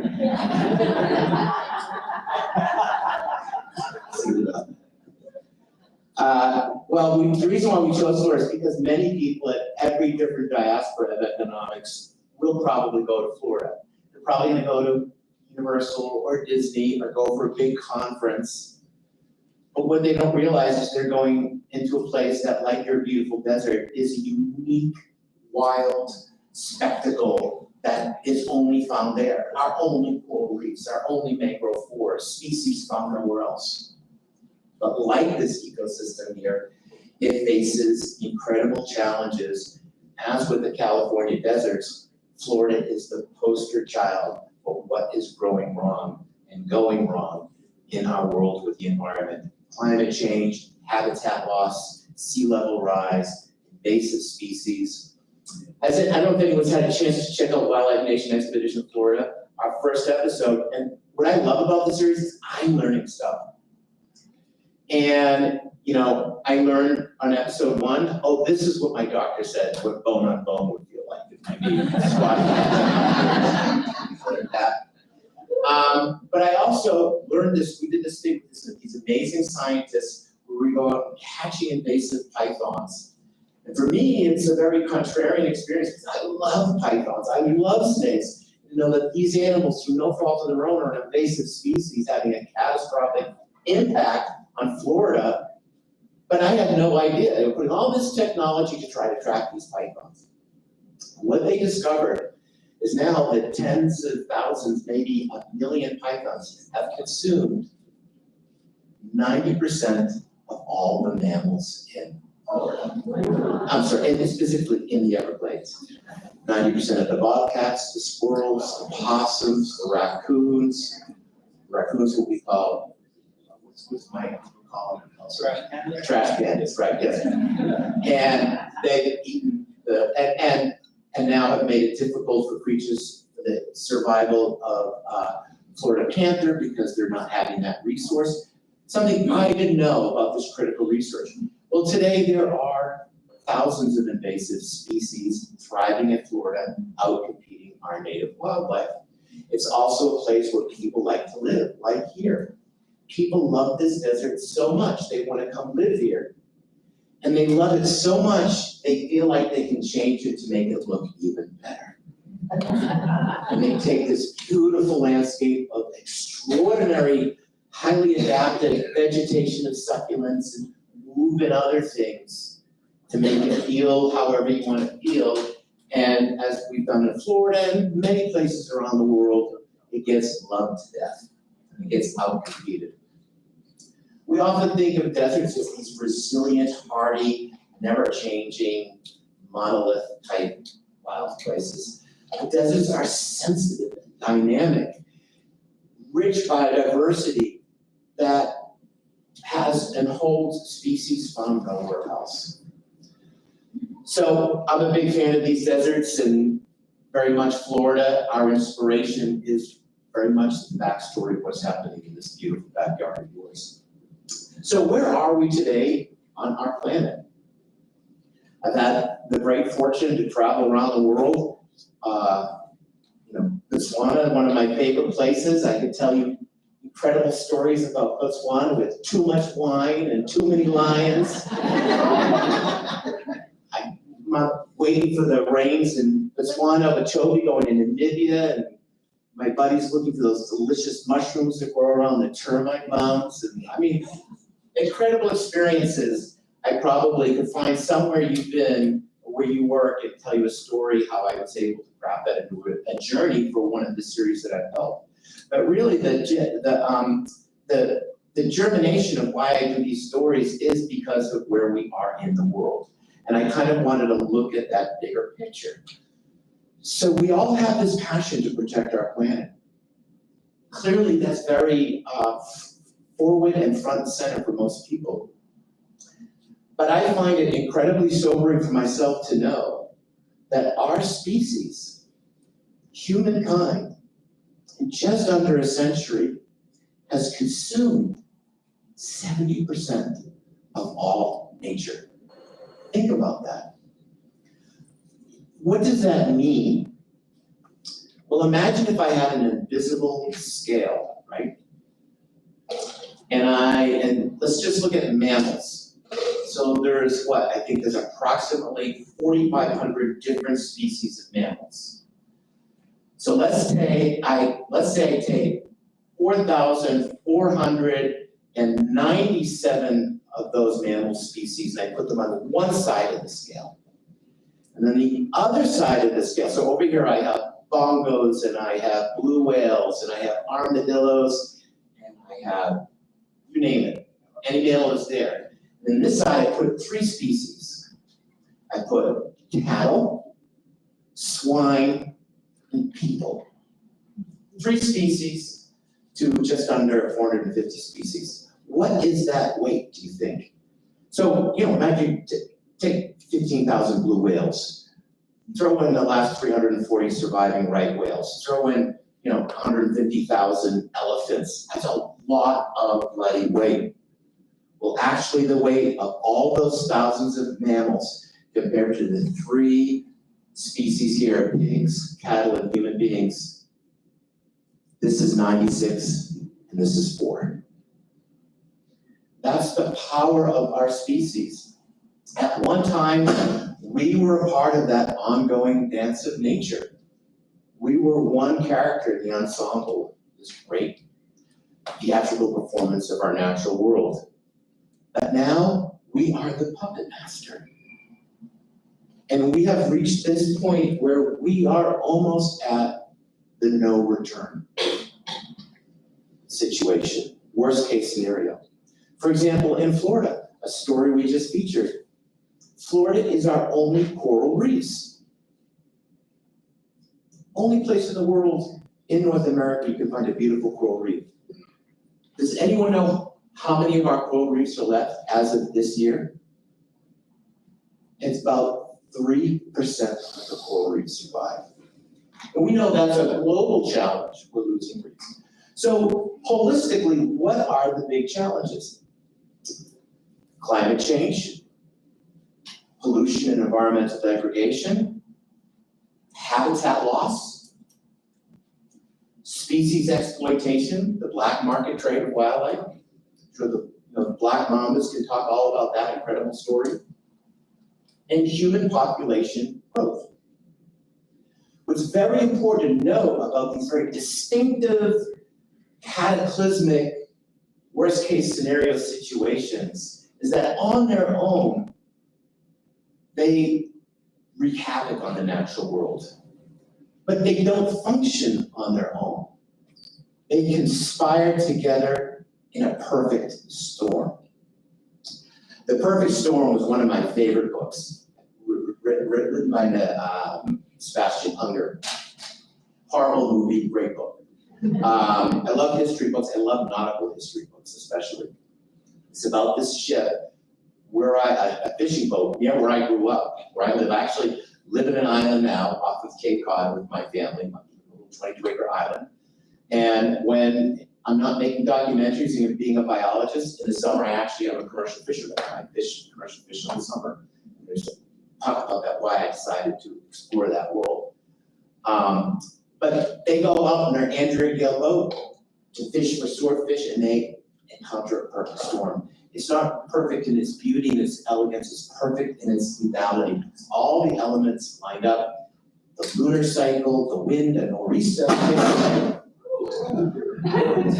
I'm crashing. A nor'easter kicked in, and they, despite their decades of experience, they were in an unsurvivable situation. No matter what they were going to do, they weren't going to survive.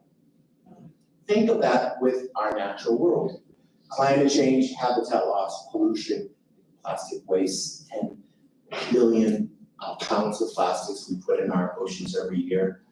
Plastic cup you have for a couple hours of hydration in a landfill for 150, 200 years. The impact of a fast-growing human species, all of that works together. Well, how? Well, let's take a place like Sumatra. Go to Sumatra, you cut down that rainforest. You cut down that rainforest for timber or for pulp or to grow palm oil. And in the process of cutting down that forest, what do? You take all that natural sequestered carbon and you liberate that into the atmosphere. What did we just create? Greenhouse gases. You then take what remaining animals are in there, the last of a couple of hundred tigers that you find in Sumatra, the elephants, the primates, the orangutans, these are all animals I've worked with intimately over my career telling their stories. And they then become candidates for the black market wildlife trade, which is not nickels, pennies, and dimes. It's a $40 billion a year industry. Many our partners from Botswana or Africa or Southeast Asia will tell you the value of that to a family that's disenfranchised without resources. One rhino horn, you could feed your family for a couple of years, live a good life, maybe worth the risk, right? So it all adds up. All of these things conspire together to create that current situation where we are at.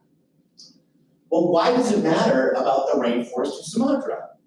Rainforests are beautiful, they're lush and verdant, but rainforests, as many of us know, are important reservoirs of life. Rainforests, I think, only take up like 5% of the planet's surface, but rainforests contain 60+% of all life on Earth. Life that we use to manufacture medicines, life that we use to create potatoes and tomatoes and red peppers. That biodiversity has fed the survival of humankind. So what is that rate? What does that equal out? If that farmer goes in or that agricultural person goes in and they clear that tract of forest to plant their palm oil, what does that equate and measure up? Well, every hour, it measures up to about 3,000 acres. And if you measure that 3,000 acres up and time it to about a year, you're looking at amount of trees, plants, and animals the size of West Virginia. So now you can see how that scale is so unbalanced with only a few species here and thousands of here.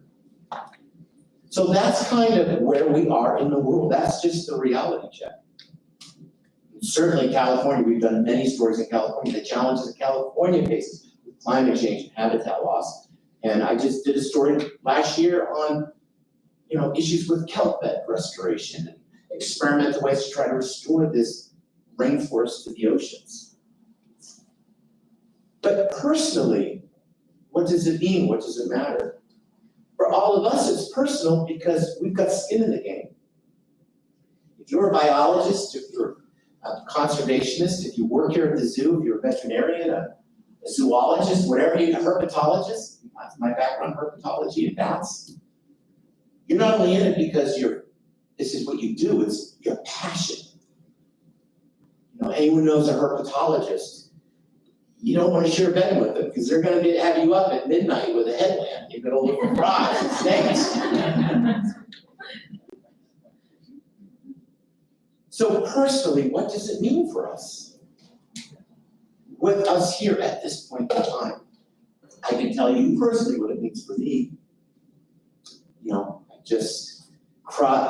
I'm now 56, and my wife didn't think I'd live to 56. I call myself a metacentenarian. I like that sound.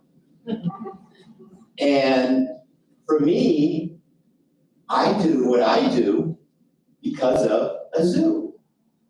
I've had this wonderful career, which I always appreciate, especially coming out of COVID.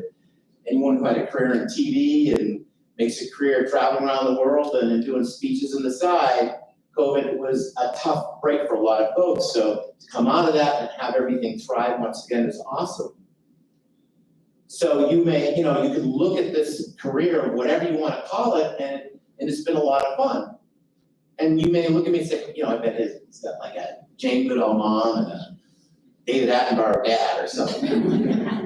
And I know Jane Goodall, she's a friend of mine, and I actually got to do a film with David Attenborough, which was one of to me, the most amazing thing.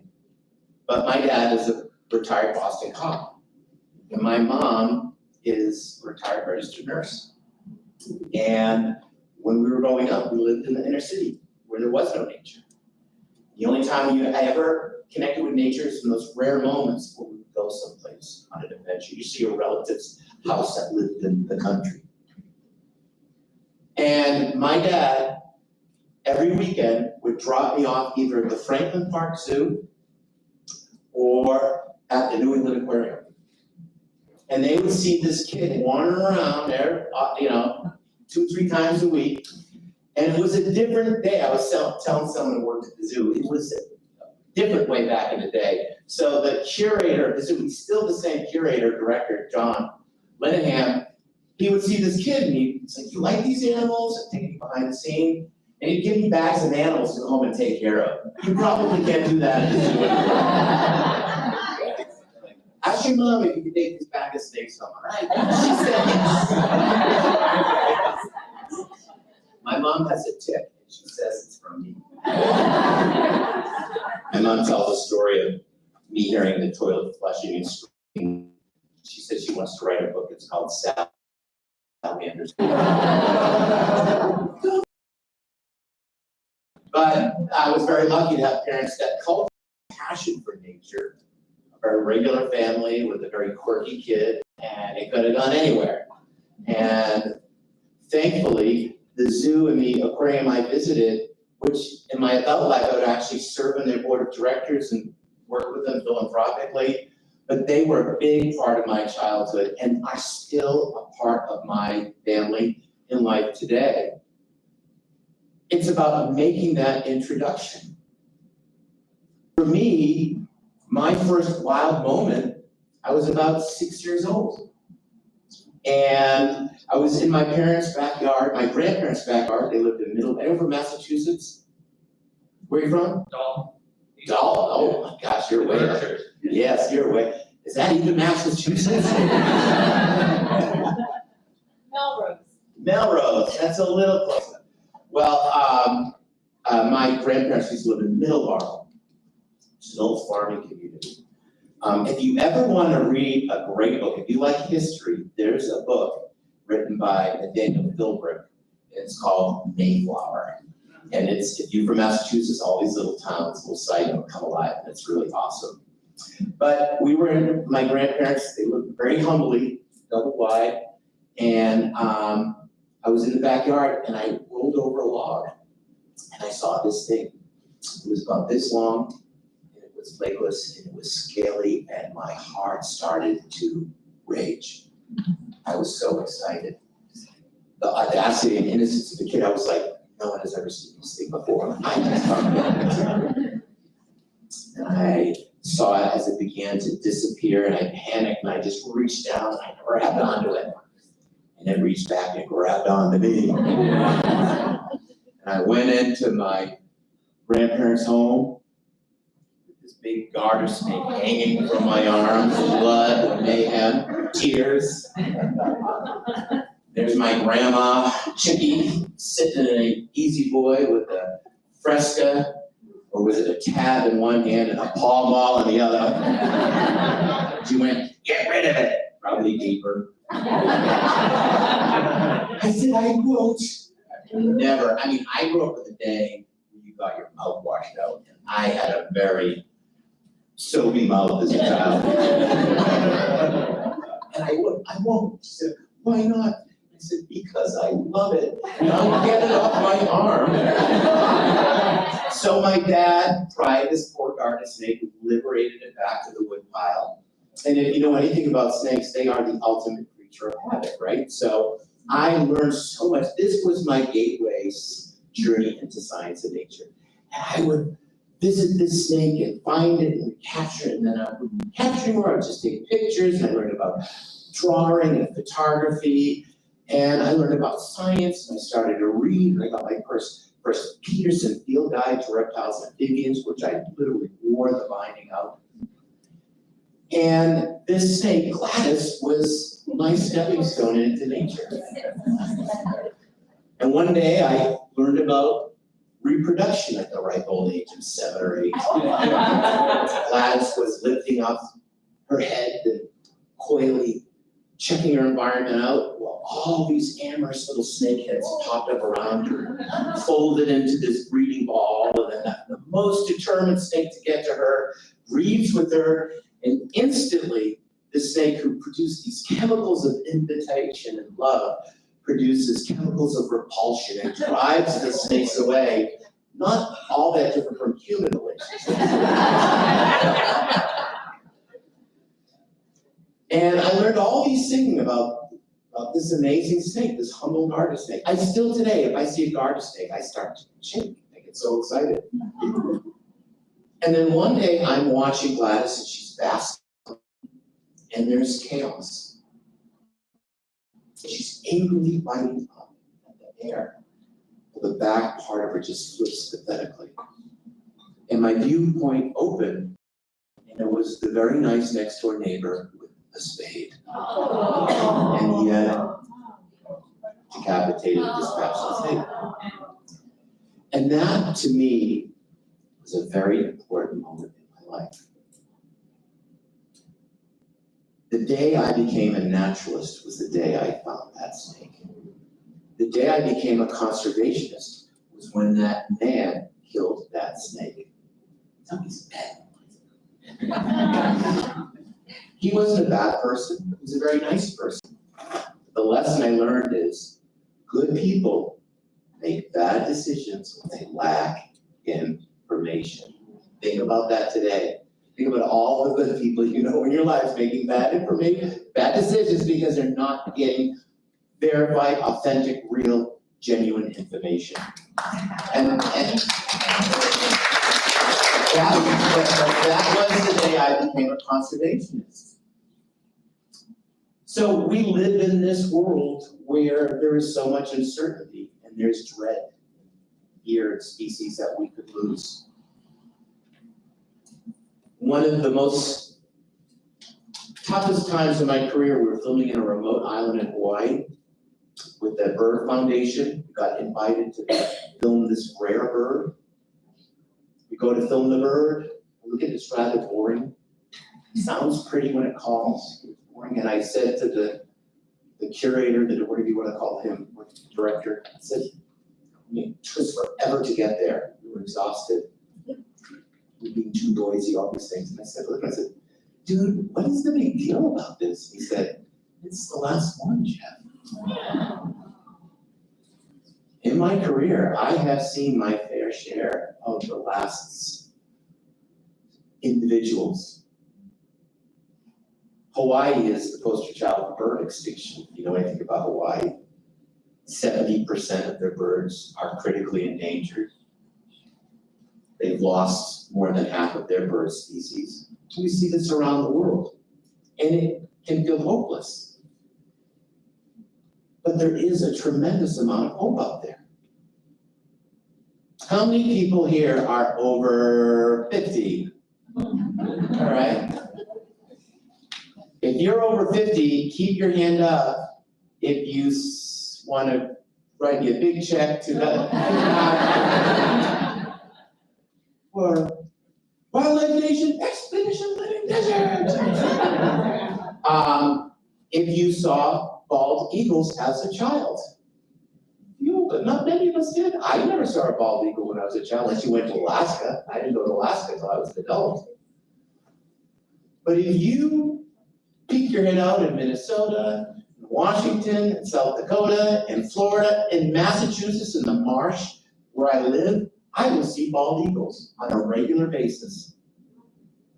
This was a species that was pushed to the brink of extinction.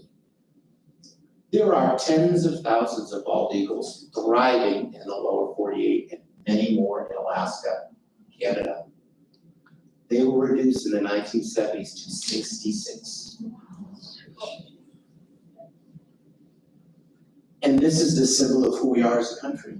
We allow the symbol of who we are. One of my real salient memory story is during the Civil War. I think it was a regiment from Minnesota fighting cousins and brothers in the South. They would go to war, and this Minnesota regiment had a bunting, like a Roman bunting with a flag, and it had a live bald eagle. They went and battled. 14 battles they fought with that bald eagle, and it survived every battle. And then at the end of the war, they sold it to a circus, and it died in a train fire. But we learned, we fixed the issue with DDT, which is what caused them to go to the brink, and now they are thriving. What about alligators? Now, alligators, if you go to anywhere in Florida today, you are going to see an alligator. And chances are, you can see an alligator, a weeping elderly woman with a leash with nothing at the end of it. It could happen. But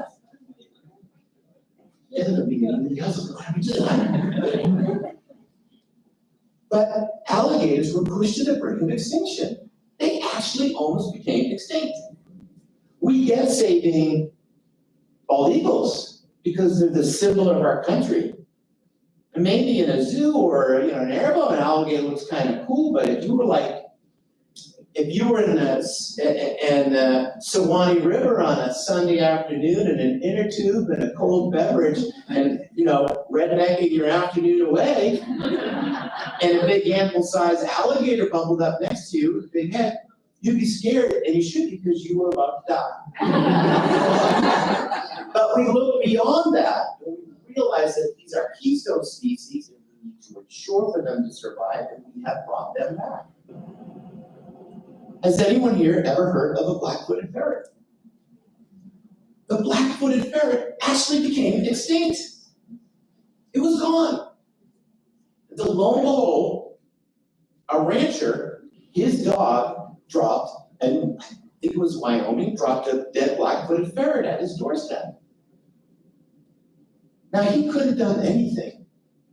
I love that part of the world, and understandably, that part of the world, they're not necessarily looking to invite the federal government to be a part of their natural landscape management. And he made a decision. He took that dead ferret and he took it to the local Fish and Wildlife Office or BLM office downtown. They came on his property and they found the lost colony of black-footed ferrets, 100. And the irony is within 2 weeks, they did not realize that the black ferret had been exposed to, I think it may have been a combination of plague and distemper. And within a few weeks, almost, I think 80 of them were dead. So they only had just under a dozen of these black-footed ferrets.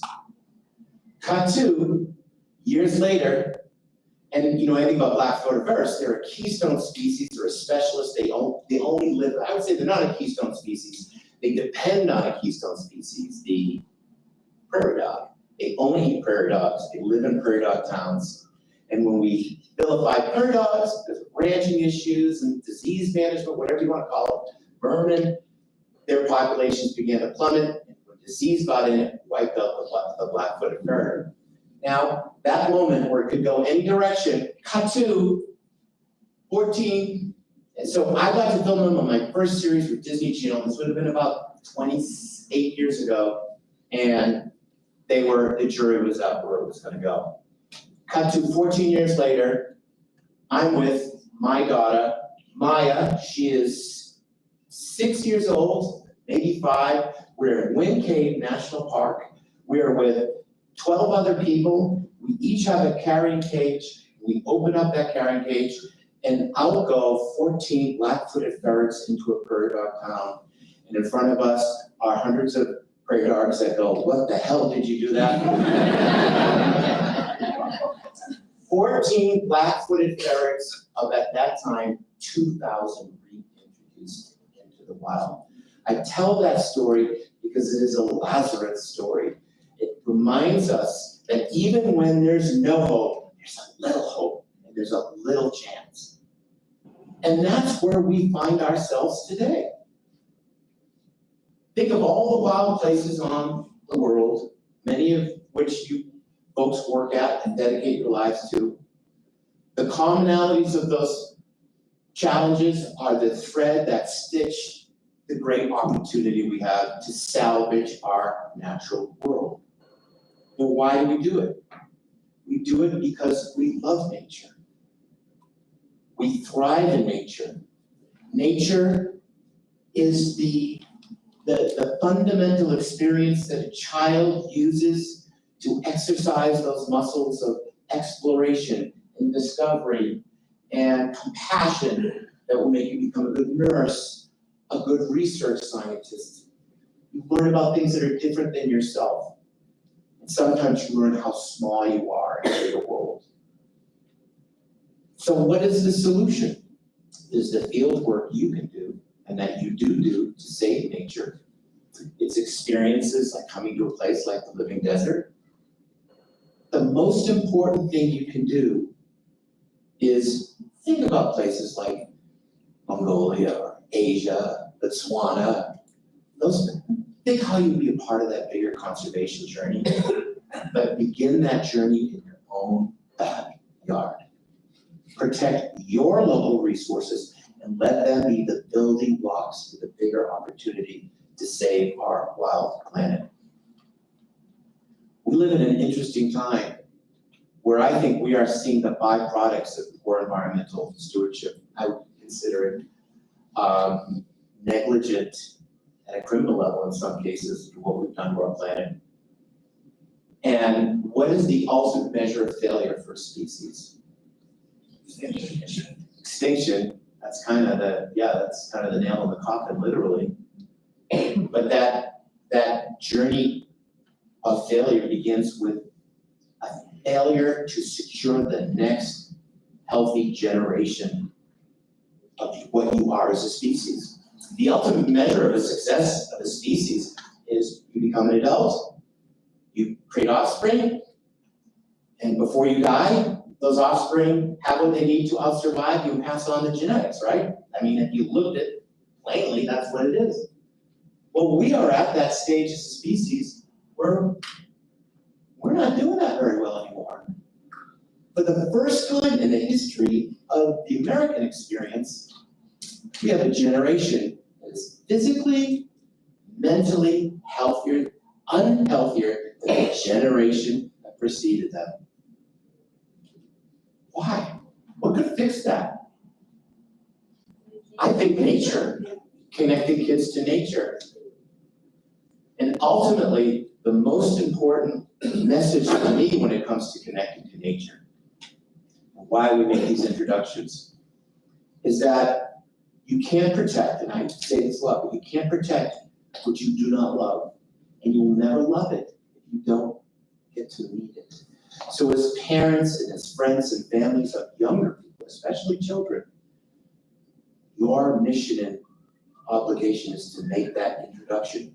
Whether it's here at the Living Desert, maybe taking your family on a camping trip, whatever that is, who knows, you may be creating the next.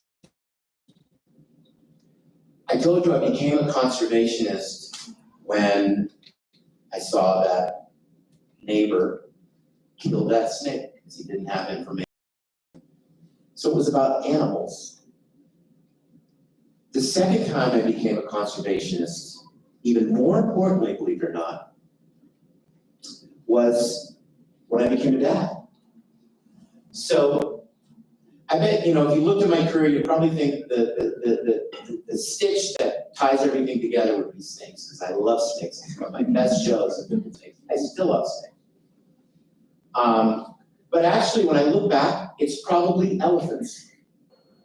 My worst and best memories of my life have been with elephants. I've been almost killed by an elephant, almost lost my arm to an elephant, and I've had a chance to in Botswana put with Mike Chase and put collars and elephants when we were both grad students together. Very hard to have a TV show and be a grad student, I will tell you that. Until your show gets canceled, and that's all you have to do. And I remember the first time we were filming in Borneo, and we were searching for the last group of dwarf elephants, and there were only about 40 of them. We searched and searched and searched. This is a pilot episode for the Just One Experience. And finally, the biologist I was with said, look, we realized they were around us the entire time.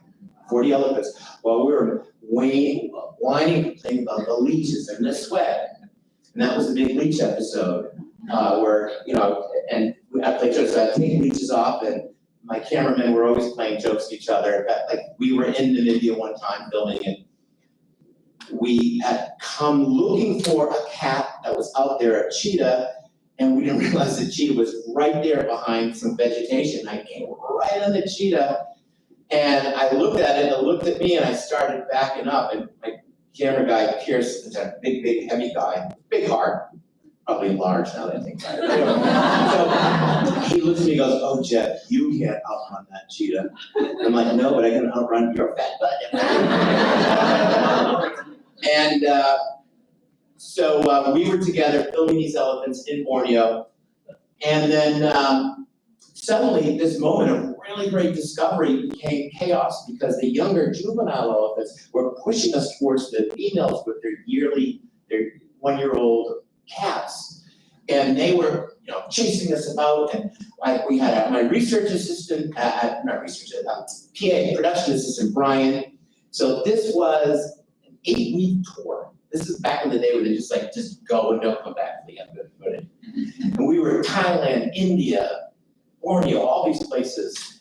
And I see him, and he tells me on day 1, we have 7 weeks, 6 more days left to go. He says, Jeff, I just figured out something.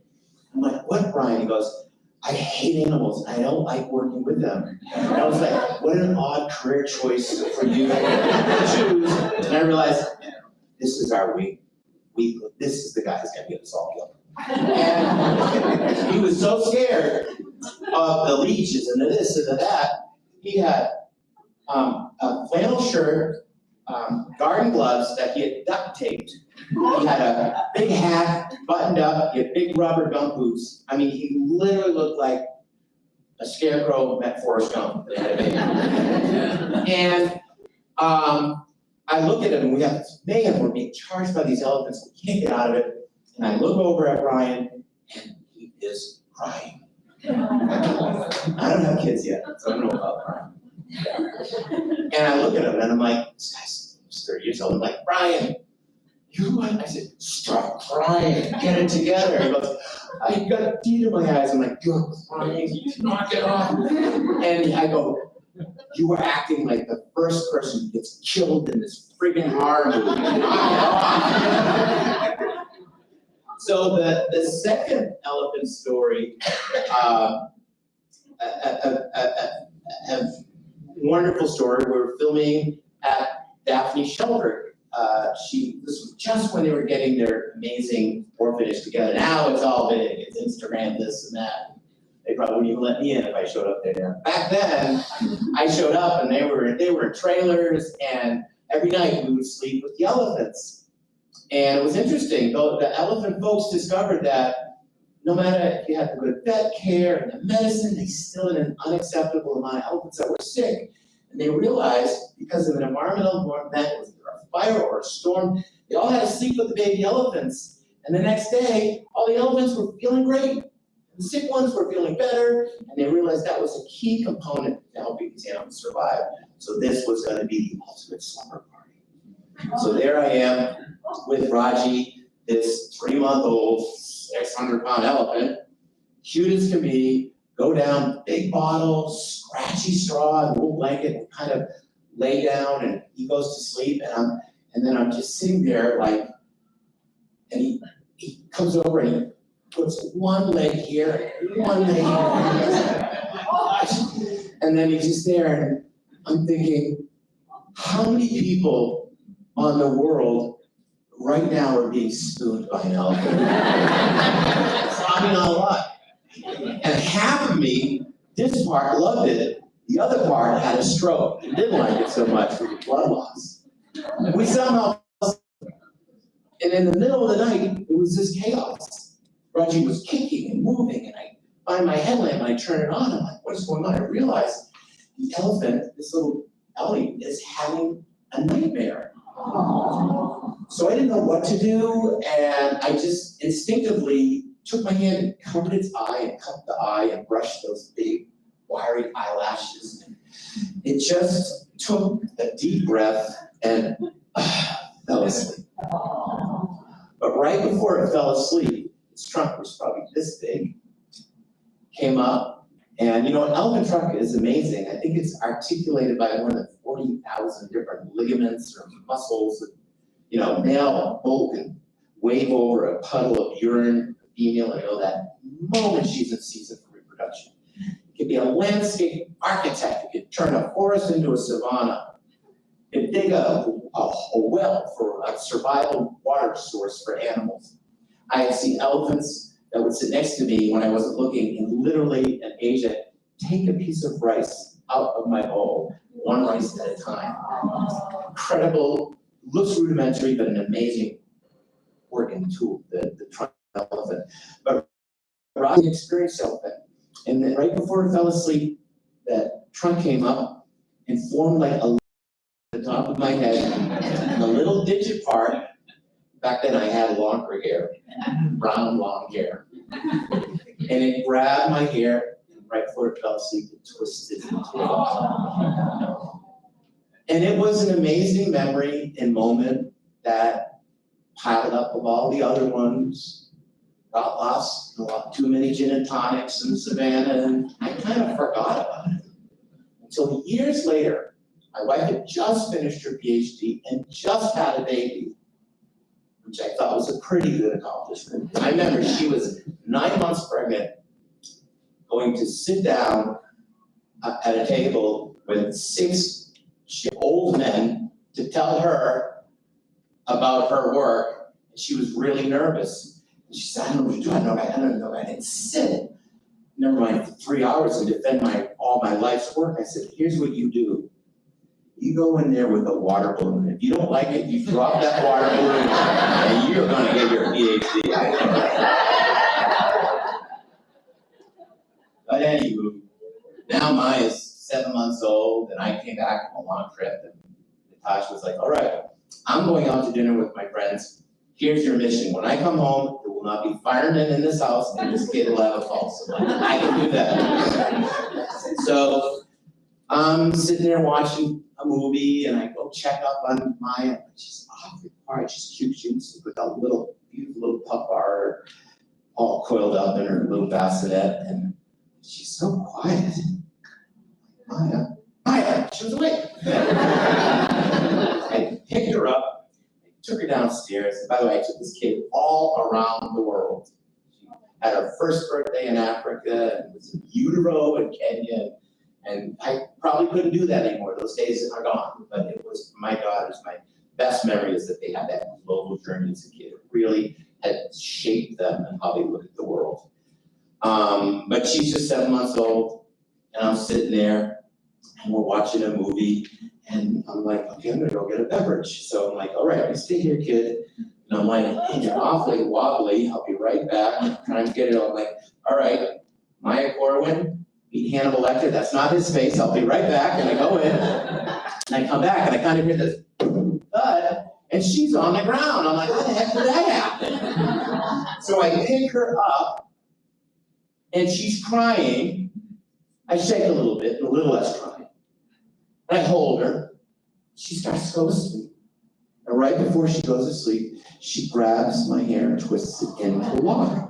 And that moment, the elephant came back as if it had just happened. And that was the moment where I realized our mission as conservationists face the greatest opportunity and the greatest potential measure of failure, all dependent on what we do today. Already her world, despite the efforts of so many, there will be species in her world that are gone because of poor management, conservation. But she can look out and see animals that were once on the brink that are recovering. So we do this not just for us, we do this for our children. We are investing in their survival. In every which way survival could be measured. Happiness, success, productivity, whatever productivity means for you as a person. Giving them a healthy, biologically rich planet ensures the survival of our species. The last thing I will leave you with, hopefully with a good impression, except for the elderly people. Think about places in the world you would want to live. How many people love living in Palm Desert? Well, it's a beautiful place. Think about beautiful places in Tasmania, or think of a beautiful remote area in Eastern Africa. Think about places you wouldn't want to live. What would make that place? How about in a place where women can't vote? Where children have a 50% chance of not surviving to adulthood? Where animals are treated with disrespect and just wasted. Where animals aren't loved, people aren't loved, where there's no equity. Think about that place and think about the place that you would want to live. Everyone gets to vote. There's a great sense of quality of life. People are free to be who they are. Human value is big, and we have worth, and we love our non-human members of our family. What is the difference between those places? A broken environment. Think of that place in India you don't want to go to, a place in the Middle East you don't want to go to, a place in Africa or Mexico, in the United States or South America. The environment is broken, and the people that broke it now pay the price for that. That is the lesson that we learn from to allow us to step forward to make these changes. When we do this conservation mission, Because all this beautiful wilderness we have, this wild spectacle, you didn't, we like to think the Western model, you inherited it from your ancestors. You didn't, you borrowed it from your children. So on that note, thank you very much for having me today. I'd love to entertain any questions that you have. Actually, I'd love a water too. Like, we're in the desert. And you can just raise your hand, you don't have to. When you get down to the last few sweet animals, and you bring them back, like the pronghorn, the cheetah, the whatever, how do you maintain genetic diversity? Well, it's a challenge. I mean, anyone knows about cheetahs, that's been, but you know what's interesting with cheetahs genetics is you look at the papers, cheetahs have been having genetic problems since licensing, so that's not new. But yeah, what happens when you truncate a species down? It happens. I mean, you cannot underestimate the resiliency of nature. And it's about working with partners to ensure that we get the most genetic integrity that we can. But you gotta do with what you got. If that's what you got. But that to me is not the biggest challenge to cheetah. I don't want to step on James' toes here, but the biggest challenge for cheetahs, it's about resources, habitat, and vilification and things like that. People killing them because they feel they're competition. You know, the problem a cheetah faces, what our wolves would face out in the American West. Not everyone loves a cheetah. We love cheetahs, but some people don't. It's changing that attitude. The most important, the other thing too is, it's very important to save the species, yes. It's just as important, not more important, to save the people that break the species. People that are disenfranchised, who live on the edge of survival, they don't give a crap about a cheetah, or a rhino, or anything else. But if they have a livelihood resource opportunity that fulfills their opportunity to thrive, they will care about that cheetah. The best biologists, and I wouldn't say biologists, the best conservationists are like game wardens like Workman in Africa or in Southeast Asia and Cambodia were poachers. I've worked with people that were poachers that changed their ways, have good jobs, a good living wage, and now have crossed over to the other side. Jeff, I met this young man who works at the Living Desert when I sat down. For the water district, he's a biologist, and it makes me cry to say this, he became a biologist because of you. And he's not gonna tell you that, so I'm gonna tell you Oh, Nikki, that's so nice. You know, I make me feel so good, and you know, when I get home, I can't even get my kid to flush the toilet. It's unbelievable. I look at her, she's the most amazing kid, I'm like, did you just get lasered by aliens? Because all your clothes are here. Yes. Are we aware of any new species that have emerged, say, in the past few years? Oh my gosh, there are new species being discovered all the time. On one of my episodes, we discovered a new genus of frog. I mean, that's kind of Herculean, right? So we discovered, the challenge is discovering things before they disappear, so we understand what their greater contribution is as a species, not that we should have a contribution, that's just a human lens on that. I was at anyone ever been to Belize Zoo? Belize Zoo is one of the best little zoos in the world. Well, Sharon Matola founded the Belize Zoo, and I knew her since I was a kid, living in rainforest in Central America. She unfortunately died, and I went down, I was their keynote for a big fundraiser for her. And a scientist came up to me and handed me a paper about a snail that they had discovered in the river system where I did my graduate work in Belize. And he said, oh, look, and I read the name, and it was something Corwinii. I was like, and I was so excited. I'm like, No one told me. I would have thrown a party. And then he said, and he gave me a specimen of the snail. And it was this thing. But yes, we make these discoveries all the time. And sometimes we rediscover things, so yes. Yes, sir. You mentioned earlier about Florida and invasive species problems. I think pythons are related to that. I was there back in 2010. We were thinking about going to Everglades where someone dissuaded us by saying, if you're lucky, you'll see a bunch of pythons. You might see it later. Well, the problem is you won't see the pythons because they're so, we had, working with the University of Florida at Gainesville, this awesome young scientist named Brandon. He's doing his graduate work on pythons. Each one of his pythons has about $40,000 in technology on it. Things that track their motion and all sorts of things.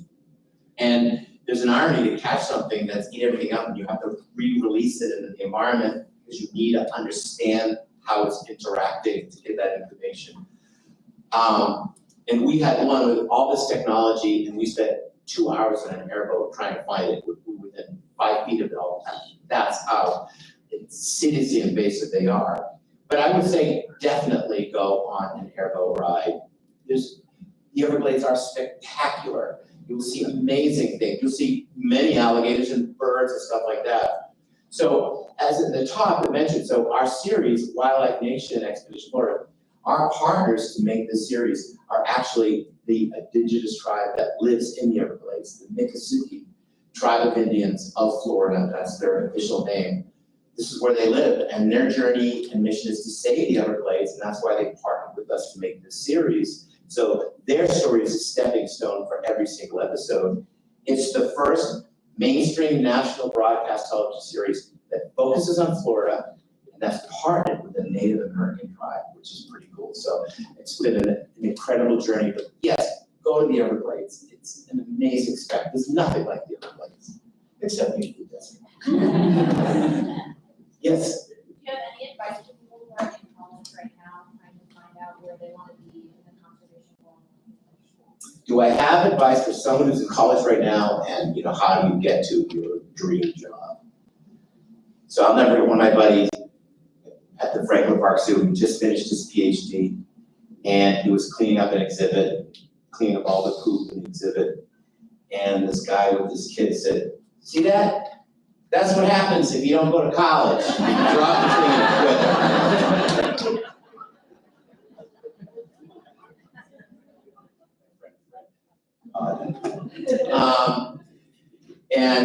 So I would say, plan a graduate school. You have to go to graduate school. If you want to work in science and you want to have a long-term productive career, you're going to constantly have to learn and challenge yourself. You have to find what your specialty is. A master of everything and generalist is hard to pull off in this world. So what is it that interests you? It's a question. What fascinates you?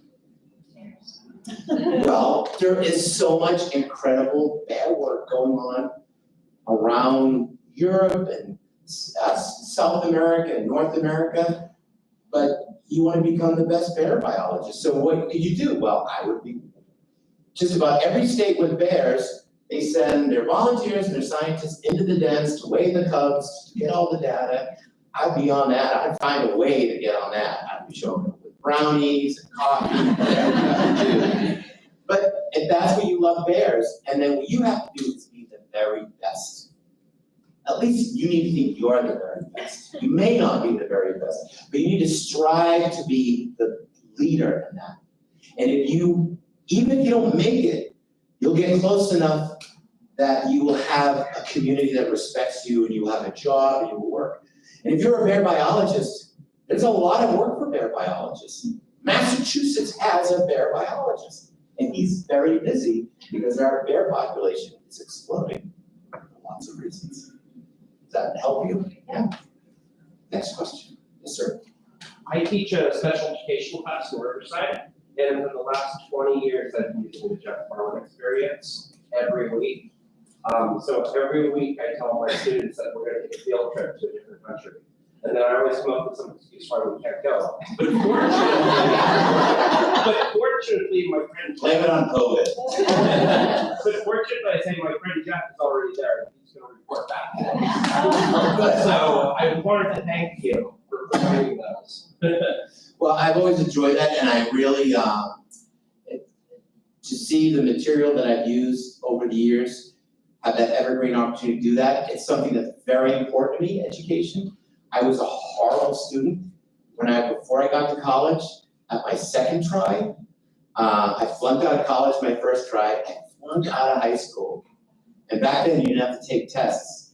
And they got me through because they were so terrified I would come back. And, I joined the Army and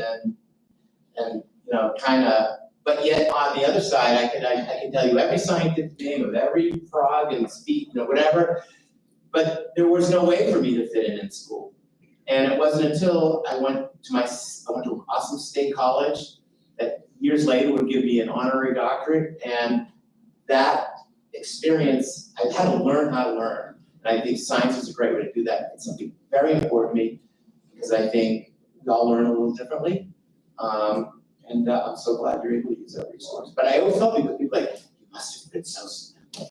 I wasn't smart. I just did. Okay, now there's thousands of Smell kids lemon. out there who think that Upward for College is real. I know, I remember singing that song. Yes, So you mentioned when you were in college that you had started a TV series. And I'm also in college in biology right now. I'm wondering how I can elevate my voice like you did and take it to the next level. And I have a podcast and all of this, and I'm really passionate about spreading the message to fight extinction, and I want to take it to the next level, and I'm wondering what you did to get there. so it's a very different world now. So just as important, which kills me to say this, because I hate social media. Social media it's the devil's deal. But for many people, this is where they get their information from. I have gotten jobs and I've lost jobs based on the robustness of my social media, believe it or not. Doesn't matter about my ratings.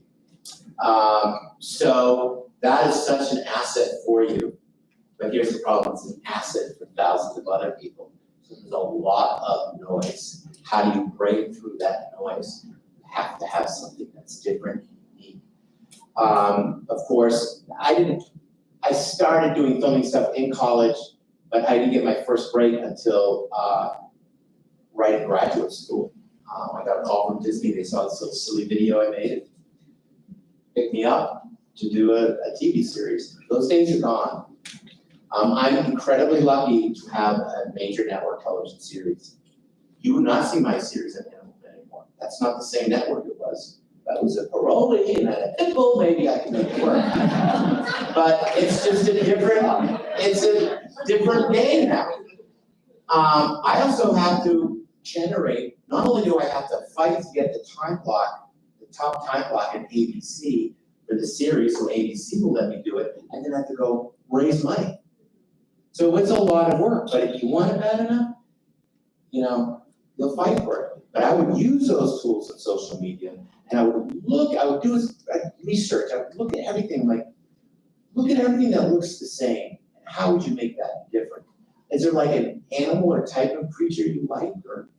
Yes, I'm an ornithologist by trade, and I'm also a desert tourist. So that's sort of my. So also people like stories. They want to go on a story, but the people today want a story with someone who has no attention span. So you only have a couple of minutes to tell that story, but craft the story arc. Take them on a journey, make them want to come back for more. And you have I can use this, what I can do with this to create something to watch 20 years ago would have cost me $150,000. I can actually create, people make movies that work commercially with the phone. So you have everything you need, but you need to find a way to break out of that noise. And that's very, very hard. Yes? Do you support the extinction efforts, like bringing back the mammoth, or should we focus more money on saving? So, I love the idea of bringing back things that have disappeared, especially if it's because of us. You know, I just was on a major news network talking about, what the heck was it, something, northern white rhinos. Everyone's like, I was like, why is this such a big deal? 2 rhinos had in vitro fertilization, the babies didn't live, they're dead. We have always known about in vitro, but what? It's very important. Why is it so exciting? Because it's easier to talk about that than deal with the real pragmatic issues of conservation. Sometimes they don't think you have that right to go back and bring something back that you destroyed. You should live with it and learn from it, and learn that lesson, not do it to other species. Versus the idleness of, we'll bring back the thylacine. I would love to see thylacines, the Tasmanian tiger. But you know what's just important? Saving Tasmanian devils and quolls and bandicoots and everything else that is about to disappear. And think of all the resources it takes to do that. Think of the millions of dollars it would take to bring back one animal that needs to have a mate, have the genetic diversity. Should we shoot for it? Absolutely. Is that any more important than locking up habitat in Central South America to save amphibians? Do you know for $100 million, you could lock up all the habitat needed to secure every endangered species in the neotropics that are amphibians? But no one's doing it. So yeah, I think all of that stuff is incredible and I love it, it's exciting, but hands-on, get your hands and knees dirty conservation is just as important. And so yeah, I love it, but we have other things, you know, equally important. I love truffles, but you gotta buy truffles, they're really expensive.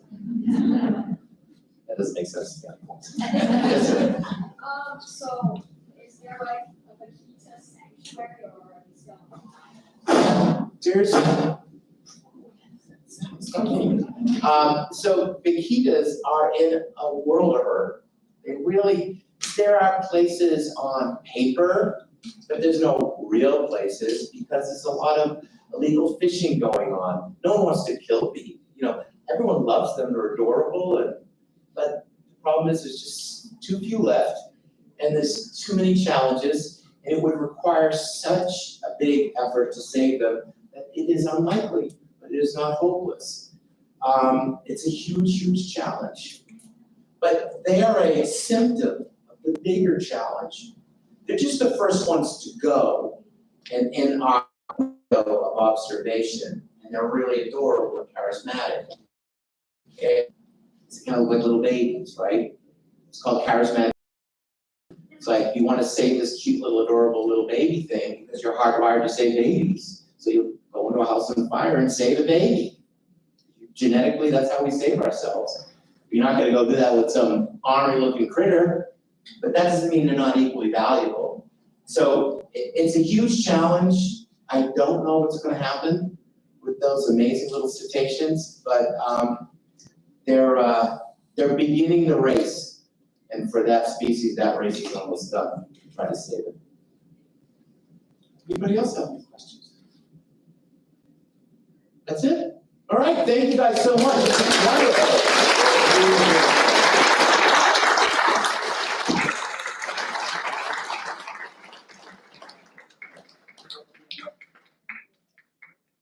All right, thank you all for an interesting discussion session. We still have a few more things to go through here that we'd like to do. We want to come back to where we were at the start. So if you can take out your phone and deliver an engaging presentation for us. If you can take out your phone, we want to ask you those same 2 questions that we started with. Same 2 questions. What year did Jeff get this award? I don't even remember. There we go.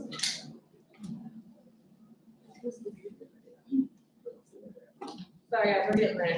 What's the answer?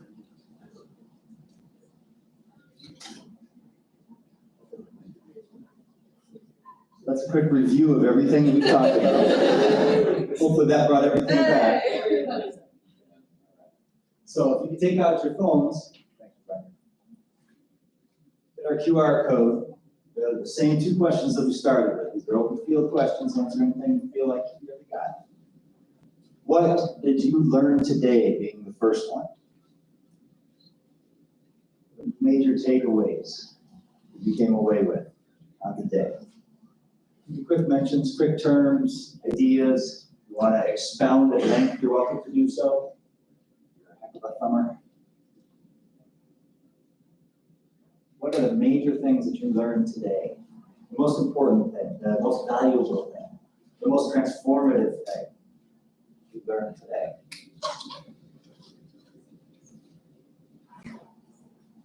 Extra points if anybody wrote down that Captain Morgan is Craig's favorite film. Learn today.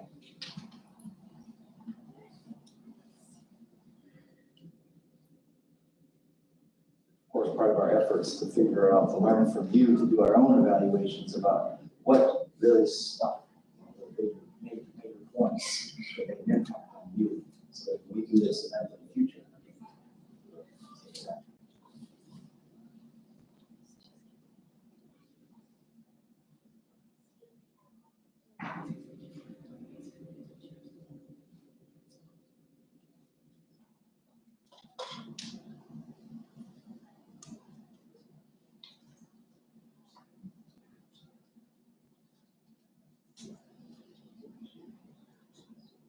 Some serious. What did you learn today? It's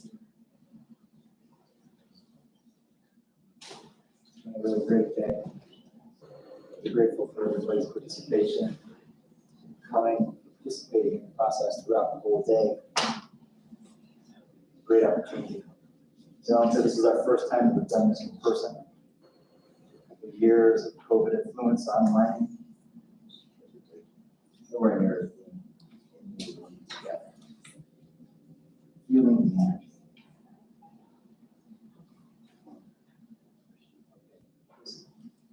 Sorry, can I ask a question? Because I'm not able to. Are you planning to do this each year? Yes. Thank Thank you for asking that. That gives us fuel for our board of directors. Noted. Noted, board of director. Folks that are here, just as well, we're finishing up this first question. How many of you will come back again next year? I will change. We'll figure that out right now. Let me do, you come back. Oh, no, very different. Absolutely. Yeah, we'll have a different set of heroes next year. Probably more people who don't want to be called heroes either. That's right. Hero organizations. Okay, I'm going to move on to that. Okay, whatever you got in there, if you just submit it, will make sense out of your fragment. All right, our next one. Why does desert conservation matter to you? Why are deserts important to you enough that you came to the day and spent the whole day with us today, maybe last night too for our video session? Hopefully they're coming back tomorrow morning to participate in our tours on grounds, our zoo day for our event. We've got, I think, 4 tours. I think that's right. Running around. Trip through our preserve, with our botany department, separately with our desert carnivore conservation center. With those crazy people in the conservation park. So why does desert conservation matter to you enough that you would want to spend an entire weekend with us? Why does desert conservation matter? Are we going to share some of our answers up here? That's a great question. Let's do that. Yeah. Question was, if anybody wants to, no pressure. This isn't gonna be a class, what I'm calling it. If you'd like to answer any of your, and share any of your ideas about why desert conservation matters to you. I'll start. Hold on a second. We're trying to collect good social science data here, trying to be independence of data, you know, you don't want to influence the second ones about the first. Of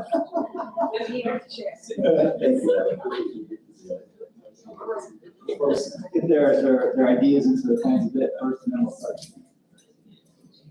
We're also, just for a piece of information, going to finish up with a leavings on the part of our director of learning and engagement. Brianna's going to come back up to share what she's been taking notes on today. Her main conclusions, what she learned most, her presentation. And then Alan will send us something. And then after that, our conservation bureaus will be outside, out on a tabling area there, and come and meet them. That's the rest of it. Do you have any more time? 1 more minute to do this. That independence of data.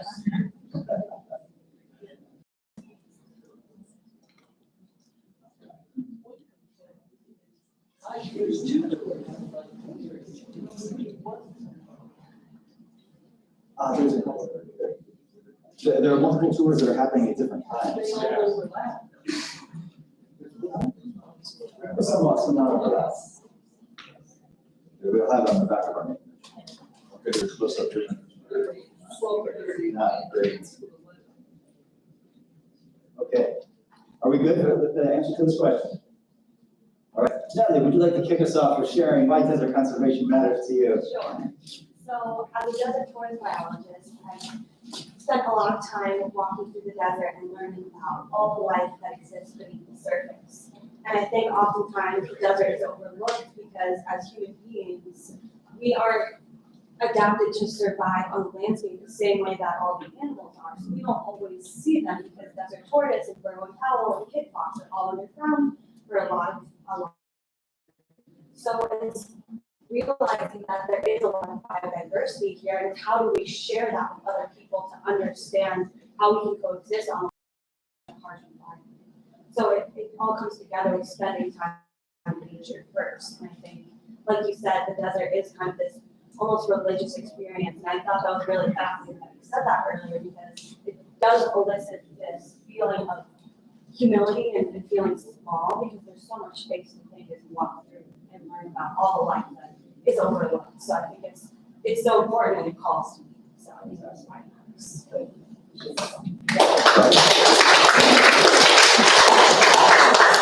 Would anyone like to share? Maybe let's do 2 more. Share why desert conservation matters to you. If anybody particularly passionate wants to share. One word, Chuckwallas, extraordinary desert means the desert. Chuckwallas, exactly. They are adorable animals, absolutely. How many folks have seen a chuckwalla in the wild? Nice. That's fantastic. They are amazing animals. One last one. Very good. Thank you all for the indulgence of this. Welcome back, Dr. Anna Young.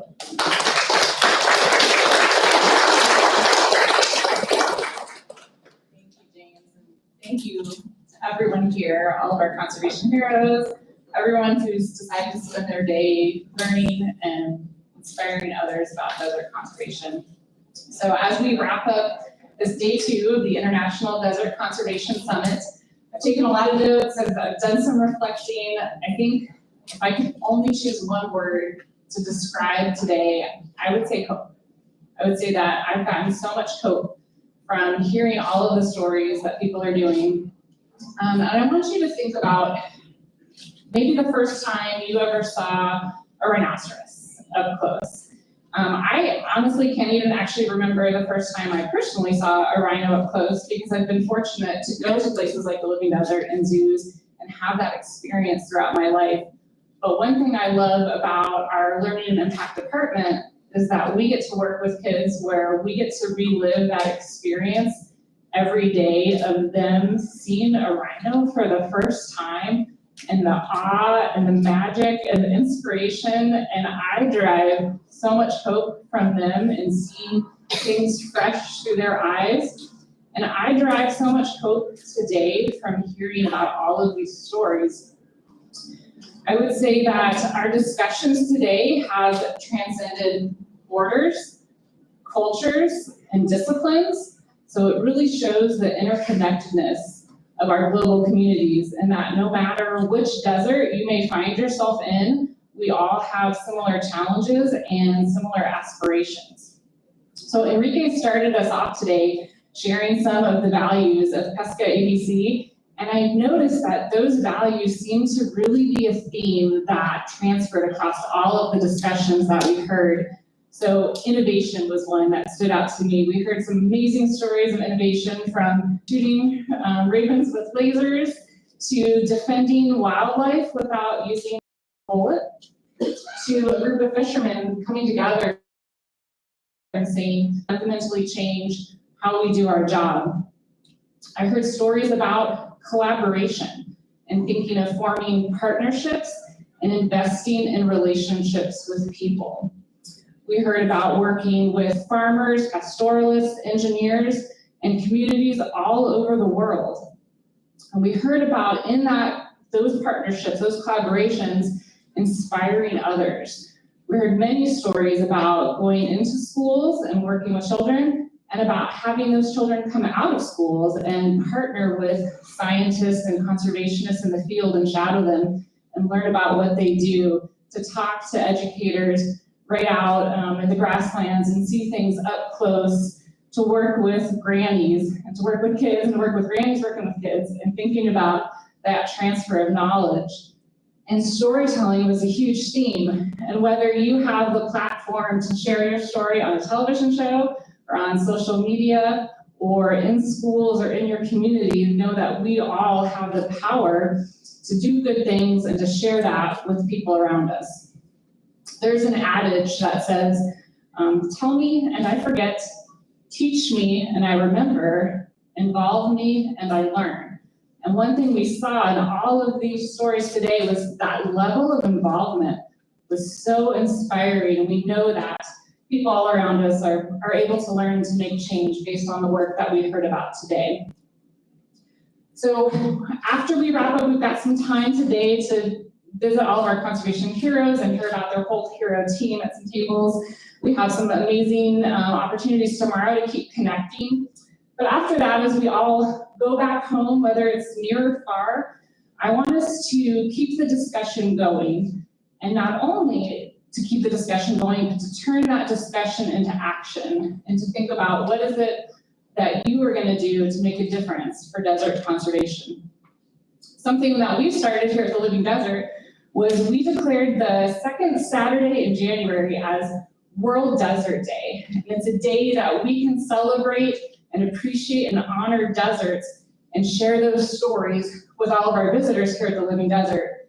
And we hope that you've got plenty of time now when you go home, when you think about next year for the second Saturday in January, you join us in amplifying that story that deserts are a beautiful, thriving ecosystem, and we hope that others care about them as much as we do. So I want to thank you all again, and for an extra special thanks, we've got Alan Monroe, the CEO and president of the Living Desert, is going to come up and close out the time that we spend in this room before we go enjoy outdoors. Thank you, Alan.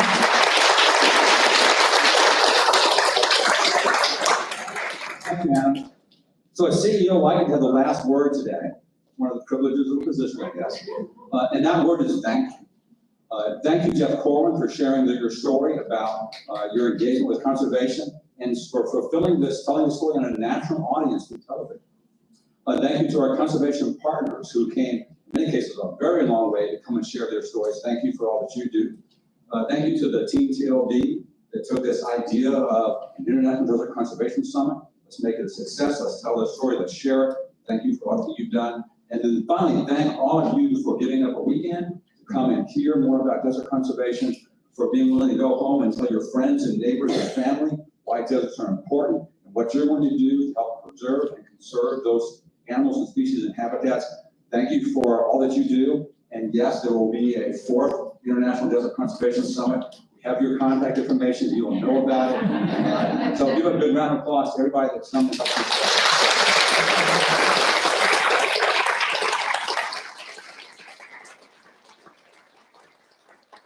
Thank you so much for coming today, everybody.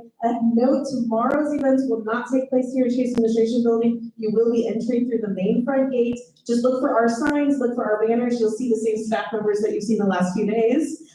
We are going to start all of our, bring your badges. We'll start all of our tour excursions at the Welcome Center, which when you enter the front gate is directly in front of you. You can't miss it. Look for us.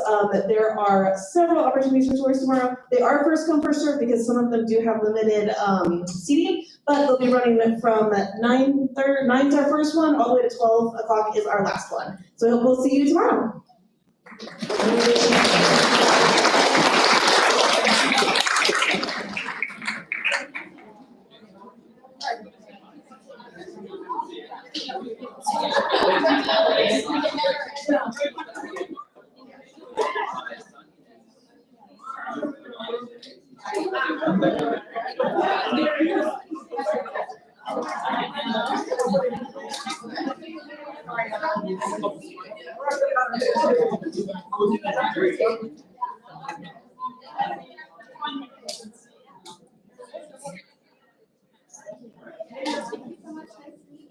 Meet you. I'll see you around. I'm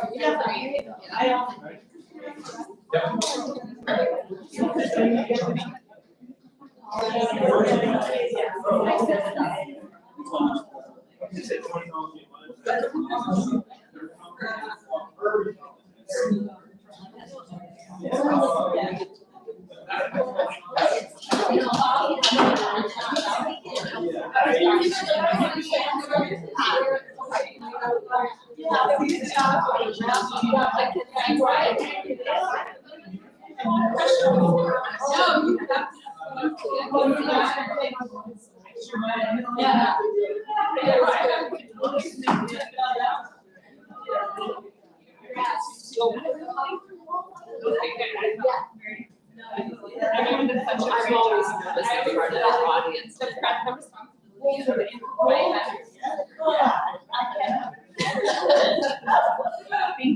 Oh, they would sit there. No. So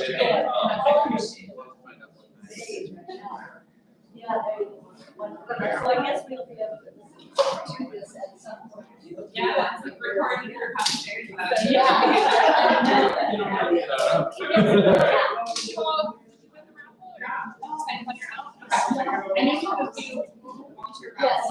exactly. This was Diane's birthday gift. I have the best friends. Yeah, thank you. Yeah. I think we can find her a better gift than this. Yes. I think she should pop in, yeah. Sorry. But it's part of the weekend, so be here for the weekend.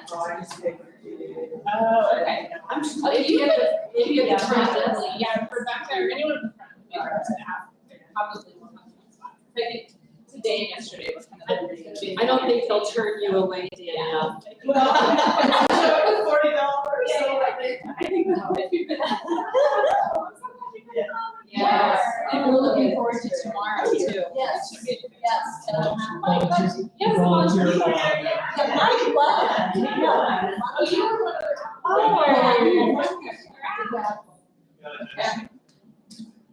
I'm excited about every one that's gonna show up. Oh, that's good.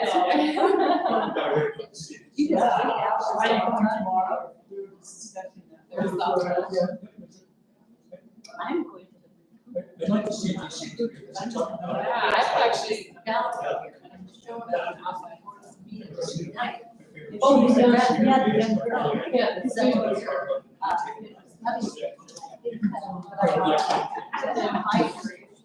That's all.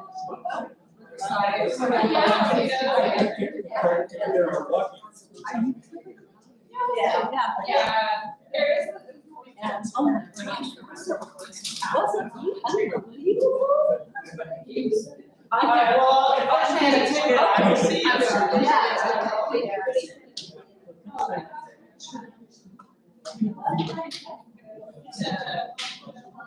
think so too, it's really inspiring.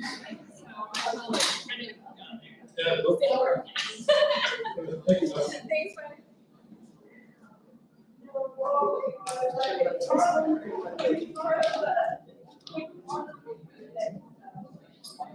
I think this one might be closer. Okay, I will.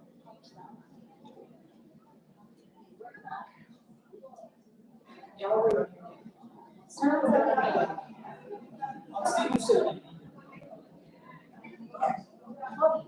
Maybe switch it out to me, but I just saw her pop up.